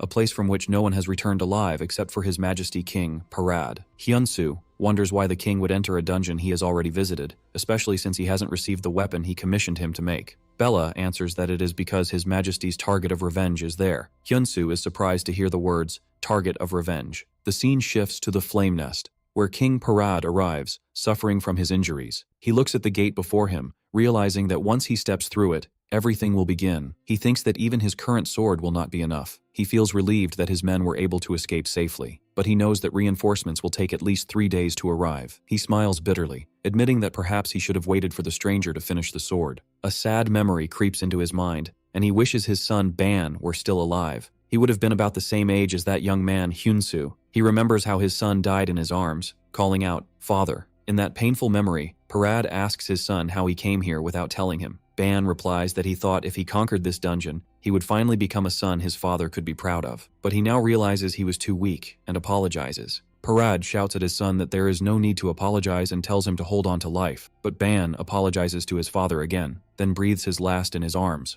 leaving Parad to cradle his lifeless body in despair. In the present, Parad decides it would have been better to wait for the stranger's sword, but he cannot let Efreet escape. He has waited years for him to appear and is determined to eliminate him. Then Parad walks steadily toward the blazing dungeon gate. Bella explains that since the prince's death, His Majesty has tried every way to hunt down Efreet, but Efreet has not revealed himself so easily. She adds that this might be His Majesty's last chance. Bella frankly admits that she finds it difficult to trust a stranger like Hyunsu, but she adds that if His Majesty entrusted this to him, there must be a reason. Then Bella bows before him, and as a knight of the Kingdom of Joyard, she begs him to save His Majesty. A new emergency quest appears, titled, A Sword That Can Save the King. The quest requires accepting Bella's request, with the reward being an increase in her trust, and the penalty for failure being Parad's death. The mission is to forge a blade capable of saving him. Hyunsu thinks about Parad's tragic story. He remembers how, on that day, he too almost lost everything in the flames. He wonders if he could have moved on if he had lost his family like Parad. With firm resolve, he tells Bella that he will do everything he can. Hyunsu immediately starts working in the workshop, hammering the metal enthusiastically, then plunging it into water. He thinks that they say Efreet's heat can melt even unique grade weapons. He concludes that he will need to forge a weapon that surpasses the unique grade. He decides to focus on the effect of the frozen stone, which is unsolvable. As he works, a system window appears, telling him that his understanding of the 100-year-old cold iron has deepened. Another message appears announcing that the spirit of the blacksmith has been activated. The message explains that while forging this blade, Hyunsu immersed himself in the work more than anyone else. His passion, determination, and empathy have driven him into a state of complete focus. As a result, the system announces that Hyun's first legendary grade sword is being forged. A bright light emanates from the workshop, and Bella wonders if it is complete. Hyunsu stands holding the new, glowing sword, and declares that it is time to go save His Majesty King Parad. Meanwhile, in the Flame Nest, Parad screams in pain as he takes a heavy blow. He gets to his knees, determined to end this today. The leader of the Flame Nest, Efreet, of level 409, appears before him. Parad shouts Efreet's name, who scoffs at him, saying he has no idea how long he has waited to meet him. Then they charge at each other in an epic battle, and Efreet lets out a deafening roar. The fierce battle between King Parad and Efreet continues. Parad blocks Efreet's violent fiery attacks, but Efreet's immense power overwhelms him. Parad is surprised to see that Efreet's sword is formed from pure flame, and a series of violent blows that he cannot block follows. Efreet shouts in triumph and unleashes a wave of his flames, forcing Parad to retreat in pain. Efreet laughs triumphantly, while Parad kneels, defeated, and curses the situation, believing it has ended in failure. Efreet prepares to deliver the final blow, and throws his spear towards Parad. A huge icy sword appears out of nowhere, stopping Efreet's attack. Hyunsu and Bella have arrived just in time. Bella shouts at King Parad and tells him to use the new sword. Parad grabs the new glowing sword that was thrown before him. A system window appears, displaying the details of Hyun's custom sword for Parad, legendary. The sword possesses amazing special abilities, plus 343% resistance to the fire attribute, plus 194% attack power with the ice attribute, and a massive plus 397% increase in ice attribute attack power against fire monsters. It also has an active skill called Frost Flower. Hyunsu asks the king to try using it. Parad grips the sword, which glows with icy power. Parad unleashes the Frost Flower skill, and a mighty wave of ice sweeps across the battlefield, freezing Ifrit's fiery attacks. Ifrit screams in pain as the sword's icy power counters its heat. Parad declares that it is over. Parad lunges forward, and his icy sword collides with Ifrit's fiery body and shatters it. Ifrit is shocked, and Parad continues his attack. Parad succeeds in delivering a finishing blow, defeating Ifrit. A system window announces that he has defeated the boss monster. Parad breathes a sigh of relief, believing they have finally succeeded. But suddenly, Ifrit's body begins to glow and explode. Hyunsu wonders what is happening. Bella realizes that some monsters self-destruct before they die. Parad is caught in the massive explosion that destroys the entire dungeon. Bella screams at King Parad to get out immediately, warning him of the danger. But Parad orders her to stay put, considering it a royal command. He looks at a locket with a picture of his son and thinks that he wants to end things here. Bella feels hopeless. She knows she must save His Majesty, but he has ordered her not to come. She wonders in confusion what she should do. Hyunsu steps forward alone and tells her that he will go and get His Majesty. He uses the emergency god crafting skill to create a flame-resistant shield. Hyunsu enters the blazing inferno and calls out for His Majesty King Parad. The king orders him to go back, saying he has done more than his share. Hyunsu refuses to leave, insisting that he came here to accompany him and will not leave. Hyunsu asks him if his decision is because of the person in the locket. The king confirms this, admitting that because of him, his son left this world, and wonders with what face he can continue to live. Hyunsu asks him if he thinks the person in the locket would be happy about this. Parad becomes furious, shouting at Hyunsu that he dares not speak, and that no one can know this feeling. The grief of losing a child because of him. Parad grabs Hyunsu by the collar and shouts at him how he dares to even talk about it. Hyunsu admits that he will never know this specific sorrow, but he clarifies that he too almost lost a dear family member, revealing that his father is in a coma. Hyunsu tells the king that he used to pray every day for his father to open his eyes, but now he is just happy that his father is alive in any way. He assures him that this is what his son must feel too. Parad embraces Hyunsu as he cries, asking him to let his son go in peace. The king sees a vision of his smiling son and apologizes to him repeatedly, admitting that his foolish father was wrong. Hyunsu whispers in his ear that he must live, and asks him, shouldn't he become a father his son can be proud of? King Parad agrees with him, saying he shouldn't be a shameful father. King Parad smiles and tells Hyunsu to go. They emerge from the collapsing flames, and Bella rushes towards them shouting, stranger, is His Majesty okay? Hyunsu reassures her that His Majesty is fine. As he tells her he will be back soon, a system message appears, announcing that his health points have reached 0 and he will be forcibly logged out. Hyunsu reassures her that strangers don't die, and then disappears. Bella looks on in shock, while King Parad collapses into her arms, whispering that the boy saved him. Bella shouts His Majesty's name and tells him to regain consciousness. Parad loses consciousness with a smile on his face. Hyunsu wakes up in the real world, and a system message appears, stating that due to the forced logout penalty, his level has decreased by 1. He looks at his bandaged hands with tears in his eyes and vows to his father that he will move forward. In the throes of a deep coma, King Parad finds himself lost in a dark void, before a scene he could only have dreamt of in his deepest wishes unfolds before him. He sees his late son, Ban, standing in a lush green field, its verdure stretching as far as the eye can see, where wildflowers dance with a gentle breeze. Suddenly the silence is broken by a tender voice he has long yearned for, calling him Father. The dense darkness around Parad vanishes in an instant, and he finds himself standing in that bright, vibrant field. His son runs towards him with a pure smile, while Parad approaches with hesitant steps, asking in a voice filled with hope and doubt if this is truly his beloved son. Ban confirms his identity with a calm smile, but his features soon turn serious as he tells him he has come to bid him one last farewell. Shock grips Parad's heart as his eyes widen in denial. He grabs his son's arms tightly as if fearing he might vanish before him again,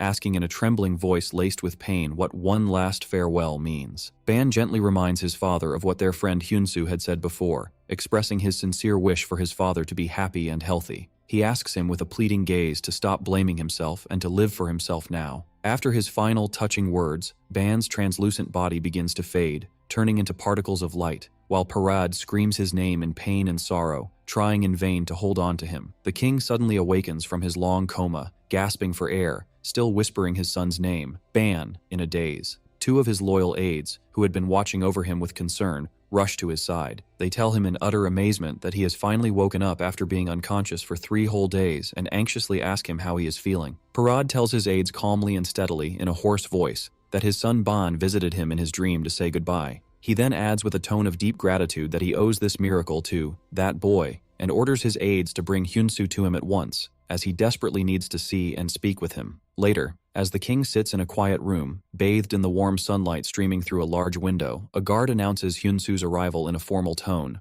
Hyunsu enters the room with steady steps and performs the royal greeting to King Parad with a respectful bow, who motions for him to rise and be at ease with a calm look. Hyunsu respectfully asks the king about his condition and health. The king replies that he feels fine now and invites him to sit on the opposite chair, explaining that he summoned him to ask about an important matter on his mind. Parad tells him in a serious tone that he is well aware that outsiders like him are immortal beings who are reborn even after death, but he believes this immortality doesn't necessarily mean they do not fear death and its pain. He then looks directly into Hyunsu's eyes and asks him the real reason that drove him to risk his life to save him in that dire situation. Hyunsu answers truthfully that there were two main reasons that compelled him. He explains that the first reason was that he saw in the king's eyes a heavy burden and a deep sorrow similar to the one he carries in his own heart, and he wished with all his heart that the king would choose to continue living and face life. The king deeply contemplates these sincere words, instinctively touching his chest and repeating the phrase, "a burden like my own," as if trying to process it. When the king curiously asks about the second reason, Hyunsu replies with a shy smile, scratching his head humbly, that the other reason was his absolute confidence that His Majesty would grant him a generous reward befitting the saving of a king's life. Parad smiles faintly at the word confidence, noting that it's a bold answer that shows great self-assurance. The king agrees with him, gratefully confirming that he was indeed planning to give him a great reward beyond his expectations. He presents him with an elegant sealed scroll, explaining that it represents the price of the exceptional sword he forged for him. When Hyunsu carefully opens the scroll, a transparent blue system window flashes before him with a clear and direct message stating that he has received 1,017,600 gold pieces. Hyunsu freezes in place for a few moments, staring at the number that surpasses all his expectations, leaving him in utter shock and amazement at the unimaginable sum. The king calmly and contentedly remarks that the sword did indeed save his life, and therefore it deserves at least that amount, if not more. Hyunsu bows deeply and involuntarily, expressing his thanks and gratitude to His Majesty. The king asks him to sit again and raise his head. Parad tells Hyunsu in a fatherly tone that, just as he advised, he will try to live his life to the fullest from now on, so that he won't feel shame or regret when he meets his son Ban again in the afterlife. The king hopes that Hyunsu will do the same and asks him to live a strong and hopeful life for his father, who awaits his awakening one day. He then kindly asks him to visit him from time to time at the palace,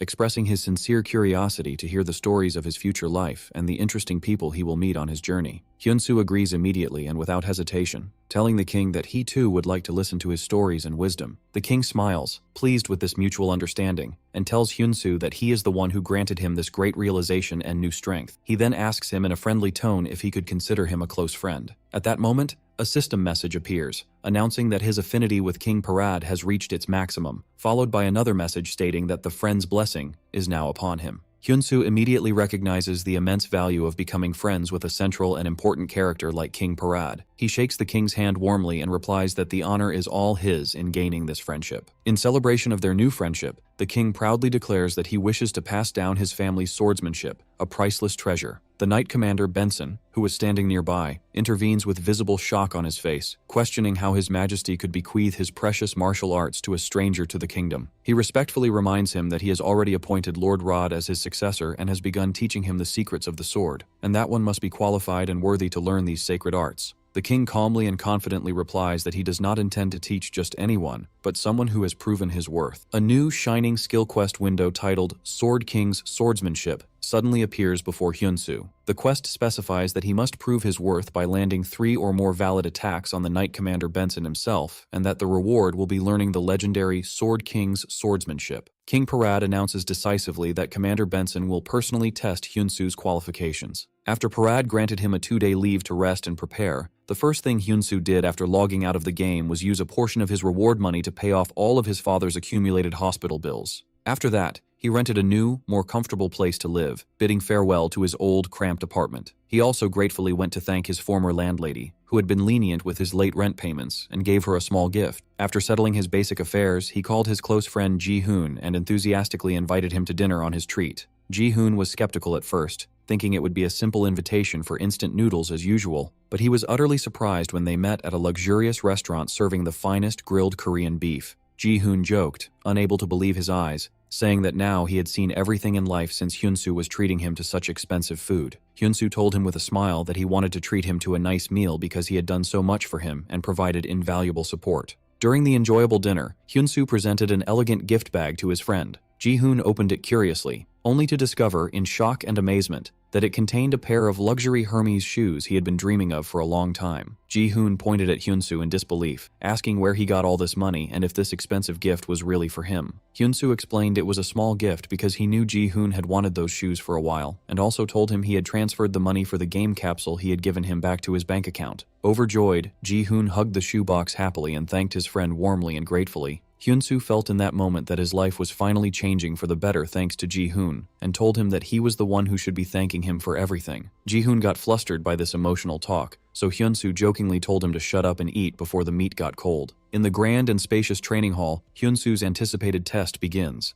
Knight Commander Benson tells him in a formal tone to draw his weapon, asserting that he will not go easy on him just because he has become a friend of His Majesty. In an unexpected move, Hyunsoo pulls out a piece of raw metal from his pouch instead of a ready-made sword. Hyunsoo responds calmly and confidently that he is looking forward to it and expects no leniency. Suddenly, Hyunsoo uses the emergency god crafting skill. Benson and the knights present are surprised by the bright light and heat emanating from the weapon being forged in a flash between Hyunsoo's hands. When the dazzling light fades, Hyunsoo appears holding a plain-looking, simply designed sword. Benson initially thinks he was expecting something amazing and legendary to appear, but all he sees is an ordinary, unremarkable sword. Benson charges forward to attack with confidence, mockingly wondering if Hyunsoo really thinks he can defeat the kingdom's knight commander with such a simple and primitive sword. As the blades clash forcefully, Benson realizes in a split second that the sword Hyunsoo just crafted has extremely low durability and is incredibly fragile. As soon as the blades touch, Hyunsoo's brittle sword shatters instantly in a loud explosion, scattering into countless metal fragments. These sharp fragments fly in every direction like small projectiles, piercing Benson's armor and hitting his body in several different places, causing him to let out a sudden cry of both pain and surprise. The fragments fall to the hall floor with a metallic clatter, but fortunately, they did not cause any significant damage or deep wounds to Benson. Hyunsoo stands calmly and coolly explains that his mission was to succeed in attacking him, not to win the duel itself. A series of system messages appear before him, confirming the success of the consecutive attacks, and the count rapidly increases, announcing that the total number of successful hits the commander received is 59. Hyunsoo adds that there was no rule in the test conditions that prevented him from using this innovative method. The astonished Benson, looking at the scratches on his armor, admits that he would have never imagined such a clever and deceptive plan. Addressing Hyunsoo now as Lord with all due respect, he asks him about his true identity and who he really is.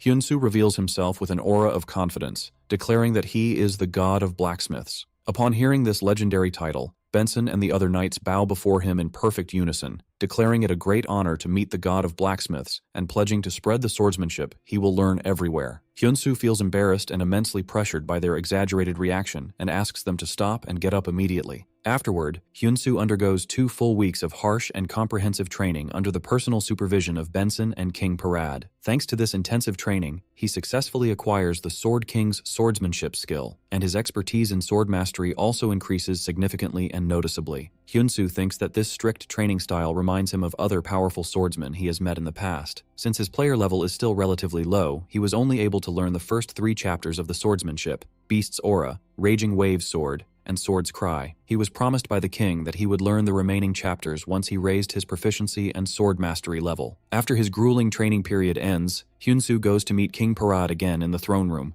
King Parad warmly welcomes him as a friend. Hyunsoo tells the king that he has an important request he would like to make now that he has proven his worth. Hyunsoo reveals his request. He desperately needs the 100-year-old cold iron, the same rare material used to craft the king's legendary sword. The king considers his request with interest, thinking for a moment before replying that he would gladly give it to his dear friend. But King Parad regretfully informs Hyunsoo that the piece of cold iron used to make the sword was unfortunately the last remaining piece in the kingdom's vaults. Hyunsoo is shocked and disappointed, realizing that this will significantly hinder his future plans. The king smiles and tells him not to despair so quickly, explaining that more cold iron can be obtained directly from its source, the fearsome Frost Mine. The king suggests that Hyunsoo go and get it himself, on a new adventure. Hyunsoo wonders with hesitation and concern if he can really do it alone. King Parad orders his loyal aide, Bella, to go to the Frost Mine and accompany Hyunsoo on his mission. Bella initially objects politely, explaining that her first duty is to stay by His Majesty's side and protect him. The king insists that this journey will be a good and beneficial experience for her to hone her skills as well, so Bella immediately agrees to carry out the royal command. The king uses his recent victory in a dungeon to announce before a crowd of players and nobles his success in conquering Ifrit's tomb. The players are impressed by the news, commenting that Parad is truly a legendary figure and deserves the title Sword King. Some sharp-eyed players notice the stunning sword Parad proudly carries, pointing out its strong and unique icy aura. Upon closer inspection using evaluation skills, they discover with shock that the name Hyun is engraved in small, intricate letters on it. The players recognize the name immediately, as it was also written on the arrow used by the winner of the recent martial arts tournament, leading them to speculate that the mysterious blacksmith Hyun is now in the kingdom of Joyard. Players eagerly discuss the mysterious identity of the blacksmith Hyun in forums, as his age, level, and even gender have not been revealed. A funny rumor spreads that he is a portly man in his 40s who spends all his time in his workshop. Regardless of his true identity, a large number of players begin to follow his virtual workshop in the hope that he will accept their requests and craft legendary weapons for them one day.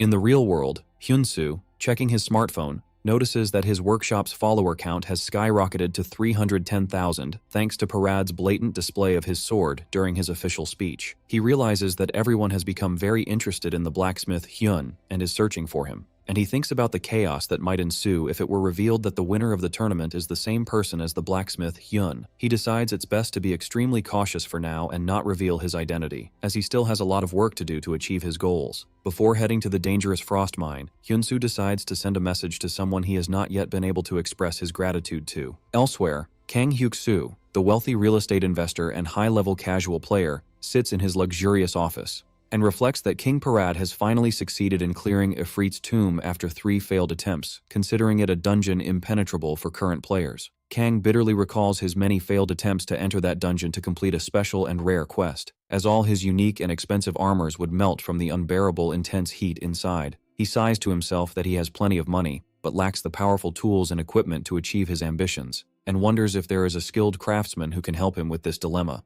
At that moment, he receives an in-game message from Lord Hyun-soo, telling him that he is contacting him to fulfill the promise he made the other day about crafting an armor for him. Kang Hyuk-soo smiles broadly, immediately realizing the identity of the sender he had been looking for. Hyun-soo's message reaches Kang Hyuk-soo. At first, Kang tries to remember what promise he is talking about, before realizing he means the artifact they discussed that day. He offers to fulfill the promise he made to him before, asking Hyun-soo if there are any changes to the specifications Kang had requested, as he plans to craft and send it soon. Kang wonders to himself if Hyun-soo is truly capable of crafting the piece he needs in his current state. Kang replies that there are no changes, then asks Hyun-soo about his current level. Hyun-soo answers that he is at level 59, which makes Kang think that his level is still very low. Kang ends the conversation by asking Hyun-soo to do his best if it's not too much trouble. As he sits in his office, Kang decides that despite Hyun-soo's low level, he is a young man with a bright future, so he can place some hope in him. Later in his car, Kang sees a news article praising Hyun the blacksmith as a key contributor to Parad's success in conquering Ifrit as the maker of the weapon the king used. Kang wonders if he should send a request to Hyun the blacksmith as well, but he quickly abandons the idea, convinced that Hyun, who rejects requests from top players, would never accept a request from a casual player like him. Kang feels frustrated, realizing that the time left for him to complete his class change quest is running out, and finally decides he must try sending the request to Hyun the blacksmith at least once. Meanwhile, Hyun-soo and Bella arrive at the frost mine. Hyun-soo is amazed by the icy landscape, and a system message appears, announcing that he is the first user to enter this mine and will receive double experience points for a week as a reward. Hyun-soo smiles, happy to be the first and to get double experience. He asks Bella if she has visited the place before, and she replies that it's her first time as well. Hyun-soo thinks that she is still cold and distant. Suddenly, a young man carrying a pickaxe appears before them and asks how they got here, explaining that this place cannot be entered without permission. Bella steps forward, introduces herself as the vice captain of the Royal Knights, and shows him a document proving their entry with royal permission. The young man is stunned to see the royal seal for the first time and expresses his awe of the royal family. He introduces himself as Vanya, a miner, and Hyun-soo introduces himself as a blacksmith. Vanya tells them he is happy to see strangers after a long time, but insists he cannot allow anyone to enter this mine. As Hyun-soo worries about what to do, Vanya smiles and tells them that fortunately, his father is the chief of the miners. Vanya offers to take them to his father and leads the way. Hyun-soo thanks Vanya, who tells him not to worry about it. As they walk, Hyun-soo notices a huge crystal-covered monster and wonders if it's a monster. Vanya replies that the sight is interesting, explaining that it's a type of dungeon. He explains that in the distant past, monsters appeared all over the mine, but 100 years ago, a wizard came here and sealed them all inside that dungeon. Hyun-soo stares intently at the monster and asks with interest if the crystals attached to it are the 100-year-old cold iron. Vanya confirms this but warns him not to be greedy, as getting too close could seriously hurt him. Vanya continues his warning, explaining that inside the ceiling barrier is the land of monsters. He adds that while one might be able to enter, it would be difficult to return alive. He expresses the miner's disappointment, as that sealed mine probably contains the largest remaining amount of ore. However, he concludes that they must be content, as they can work safely as long as those monsters are locked up. They reach their destination, and Vanya points to a man, announcing that they have arrived and that this person is his father. Vanya runs, calling out to his father that they have visitors. Vanya tells Hyunsu that he will leave now that he has shown him the way, and Hyunsu thanks him for his guidance. Vanya wonders to himself why a stranger would come to this place. Hyunsu politely approaches Vanya's father. The man notices the newcomers, a royal knight, Bella, and a stranger, Hyunsu. Hyunsu confirms that he is indeed a stranger. The man, named Lek, and the chief of the miners, level 231, thinks. Lek comments that they are an odd combination and asks why they have come. Hyunsu explains that he is looking for an ore better than the 100-year-old cold iron, better than anything else. Lek seems surprised, repeating the phrase, "An ore better than that?" Hyunsu asks him if he knows anything about it. Lek thinks to himself about the existence of an ore better than cold iron, then replies that such a thing exists, but he has no reason to tell him, especially to a greedy stranger like him. Lek thinks that if news of such an ore in the frost mine spreads, the mine would surely fall into chaos. He glances at Bella, noticing that this stranger has come with permission from the royal family. Lek wonders if there's a way to gently persuade them to leave. He then asks Hyunsu if he has ever mined ore before. Hyunsu shakes his head and answers no. Lek explains that an average miner digs up 3 pieces of ore a day. He then makes an offer. If Hyunsu can extract 40 pieces within a week, he will give him the information. A quest window, grade A, appears before Hyunsu, asking him to extract 40 pieces of ore within 1 week. The condition is that he must be the one who received Lek's offer. The reward varies by quantity, and the penalty for failure is not getting the information about the rarest ore. Lek asks Hyunsu if he accepts the offer. Hyunsu clenches his fist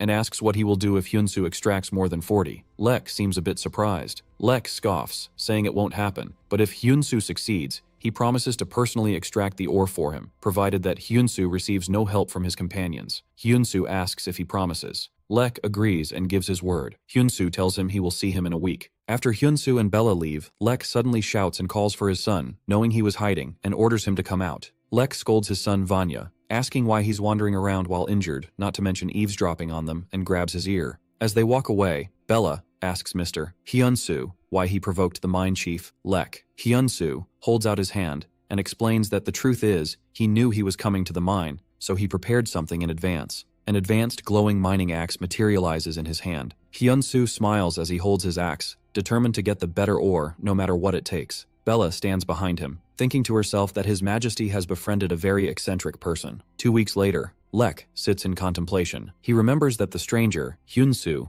said he wouldn't leave the mine for a week, but Lek remains convinced that his success, even if he stayed that long, is completely impossible. Suddenly, Lek hears footsteps and is surprised to see the shadow of a person emerging from the mine entrance. Hyunsu appears, covered in soot, and Lek exclaims that the stranger has finally come out. Lek jokes that his face at least looks like a miner's now. Then he seriously announces that the promised deadline has come and asks him to show the results. Hyunsu says, "1 moment." Lek scoffs to himself, thinking it's just as he expected and that there's no way a stranger could succeed at this. But suddenly, Hyunsu extends his hand and pours out a huge pile of various ores in front of him. Lek jumps back in complete shock as he sees the glittering mountain of ores before him. Hyunsu wipes the soot from his face, announcing the total, 200 pieces. Lek shouts, pointing at Hyunsu in disbelief, asking who he really is, and if he is the legendary miner. Hyunsu says no, and nonchalantly replies, holding his axe, that he is just an ordinary blacksmith, he thinks. A system window shows the specs of his axe: Damascus sword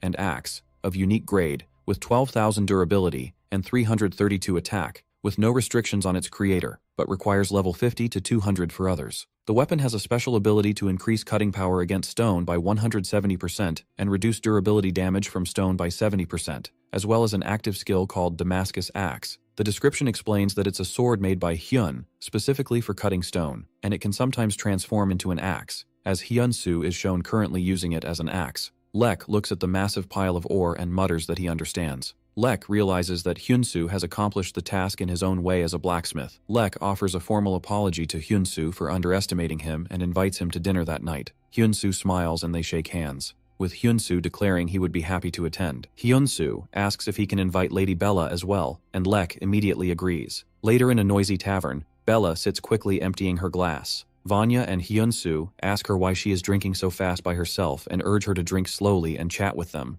Bella replies that she feels more comfortable this way, which disappoints them. Suddenly a large miner bumps Hyunsu's shoulder. He eagerly asks if he really extracted 200 pieces of ore and isn't lying. Hyunsu confirms it with a laugh. The miners gather around him, and the worker asks about the meteorite ore and how many pieces he got. Hyunsu replies that he got about 20 pieces, and everyone marvels at this incredible achievement. The worker says he heard about his famous special axe and asks him to show it. Hyunsu agrees, and summons his Damascus axe, which materializes in his hand with a bright light. Hyunsu presents it to the fascinated miners, explaining that it's a Damascus axe, and that it's a tool made specifically for mining. Hyunsu explains to the miners that his axe enhances mining power by over 200%, which is what enabled him to complete the task Lek gave him. He enthusiastically adds that it can also be transformed into a sword, in which case its rock-cutting ability improves, making it very useful. Bella watches Hyunsu as he talks excitedly about the thing he made, thinking to herself that a blacksmith is still a blacksmith. The other miners get excited, and one declares that if a rookie miner dug all this, they can't fall behind, and they shout that they will work like crazy tomorrow. They surround Hyunsu, offer him a drink first, and tell him not to be a stranger. The workers declare that he is now a miner and part of their crew. Hyunsu laughs and thanks them. They urge him to drink as if his life depends on it and ask him to drink more. Hyunsu laughs with them as they celebrate. Later, Lek takes Hyunsu and Bella to another location, telling them that this is where the millennial meteorite ore is buried. Hyunsu looks confused and asks Lek if this is really the place he meant. Hyunsu points to the dungeon's magic barrier, reminding Lek that he already told him they couldn't enter because of it. Lek nods in agreement and confirms that the ore is inside. Hyunsu thinks that he knows that too, but the place is full of monsters. Hyunsu asks Lek if that's normal, and the other replies that it's his problem and he should solve it himself. Hyunsu asks how they are supposed to mine there. Lek tells them he is going to another nearby mine, and that Hyunsu can come and find him anytime if he has questions. As soon as Lek turns to leave, a system window suddenly appears before Hyunsu, announcing that a new story begins. Hyunsu is surprised and wonders what it means for a story to suddenly appear. A series of system messages explains that 100 years have passed since the wizard Fallon placed the barrier, and the barrier has weakened. The messages warn that the monsters trapped for 100 years have become enraged, and the barrier will break within 3 minutes. Hyunsu turns around in terror and runs, shouting at Lek to wait. Lek stops and asks him what's happening. Hyunsu screams that the barrier is about to break and that they must evacuate the miners immediately. Lek can't believe what he's hearing, wondering how a barrier that has stood for 100 years could suddenly break. At that moment, the entire mine begins to shake violently, and Lek, Hyunsu, and Bella look on in shock. Rocks fall and the mine begins to collapse. Lek, seeing the other miners in danger, shouts that the mine is collapsing and orders everyone out. Hyunsu also shouts, telling them to evacuate now and warning that the monsters will be out soon. Lek tells Hyunsu and Bella to go first, declaring that he will rescue those trapped inside and then leave, as cries for help are heard. Another miner agrees with him and shouts for the others to go first, insisting they can't leave their comrades behind. Lek confirms they are right and that they can't leave either. Lek grabs his axe, guessing that the magic designed to collapse the mine has been activated. He declares that they will rescue the trapped and then evacuate. Hyunsu thinks that the magic won't work correctly and the monsters will pour out. He wonders what to do, and a new quest appears. The quest is rank A and is exclusive to Hyunsu because he triggered this new chapter. The reward is unspecified, but the penalty for failure is the death of the miners. The description explains that there are 58 people inside and 38 outside in danger, for a total of 96 living miners. The goal is to prevent them from dying, and the rewards will depend on the number of survivors. Hyunsu grits his teeth, thinking that these NPCs talk boldly about rewards based on their numbers, but aren't these people just as real as those in Ares? Hyunsu summons his sword, ready to fight. Hyunsu prepares for battle with his sword and asks Lady Bella to cover his back if he misses any monsters. Bella asks him in amazement if he's not scared and how he is bravely stepping forward again. Hyunsu smiles and reminds her of what he said before, that strangers don't die. Hyunsu announces his plan to block the dungeon entrance to prevent the monsters from getting out. Hyunsu stands firmly before the cracking barrier, from behind which the enraged stone monsters are visible. Hyunsu wonders if this power will be enough to deal with them. Holding his Damascus sword, he realizes that this sword alone won't be enough. It's impossible. Hyun-soo thinks of a way to restrain their movement and decides he needs something entirely new. He decides to use emergency god crafting with a large amount of ore to create a new, powerful weapon. He wonders to himself if using this skill, which they haven't tried before, is a good idea. He imagines that if he tries to craft the emergency weapon using many suitable ores, the effect will generate one powerful blow. Hyun-soo focuses, and through his skill, he creates a great sword of cold iron. At that moment, the countdown to the barrier breaking begins, and the barrier shatters completely. Hyun-soo shouts, "Come on," as he faces the emerging monsters. The stone monsters rush towards him. A stone troll, level 113, a stone orc, level 107, and a stone wolf, level 110. Hyun-soo notes that the weapon made with emergency crafting disappears after one use and that the ignore effect is active. Hyun-soo charges towards the monsters with his new greatsword, declaring that as long as he guards this place, not a single one of them will pass.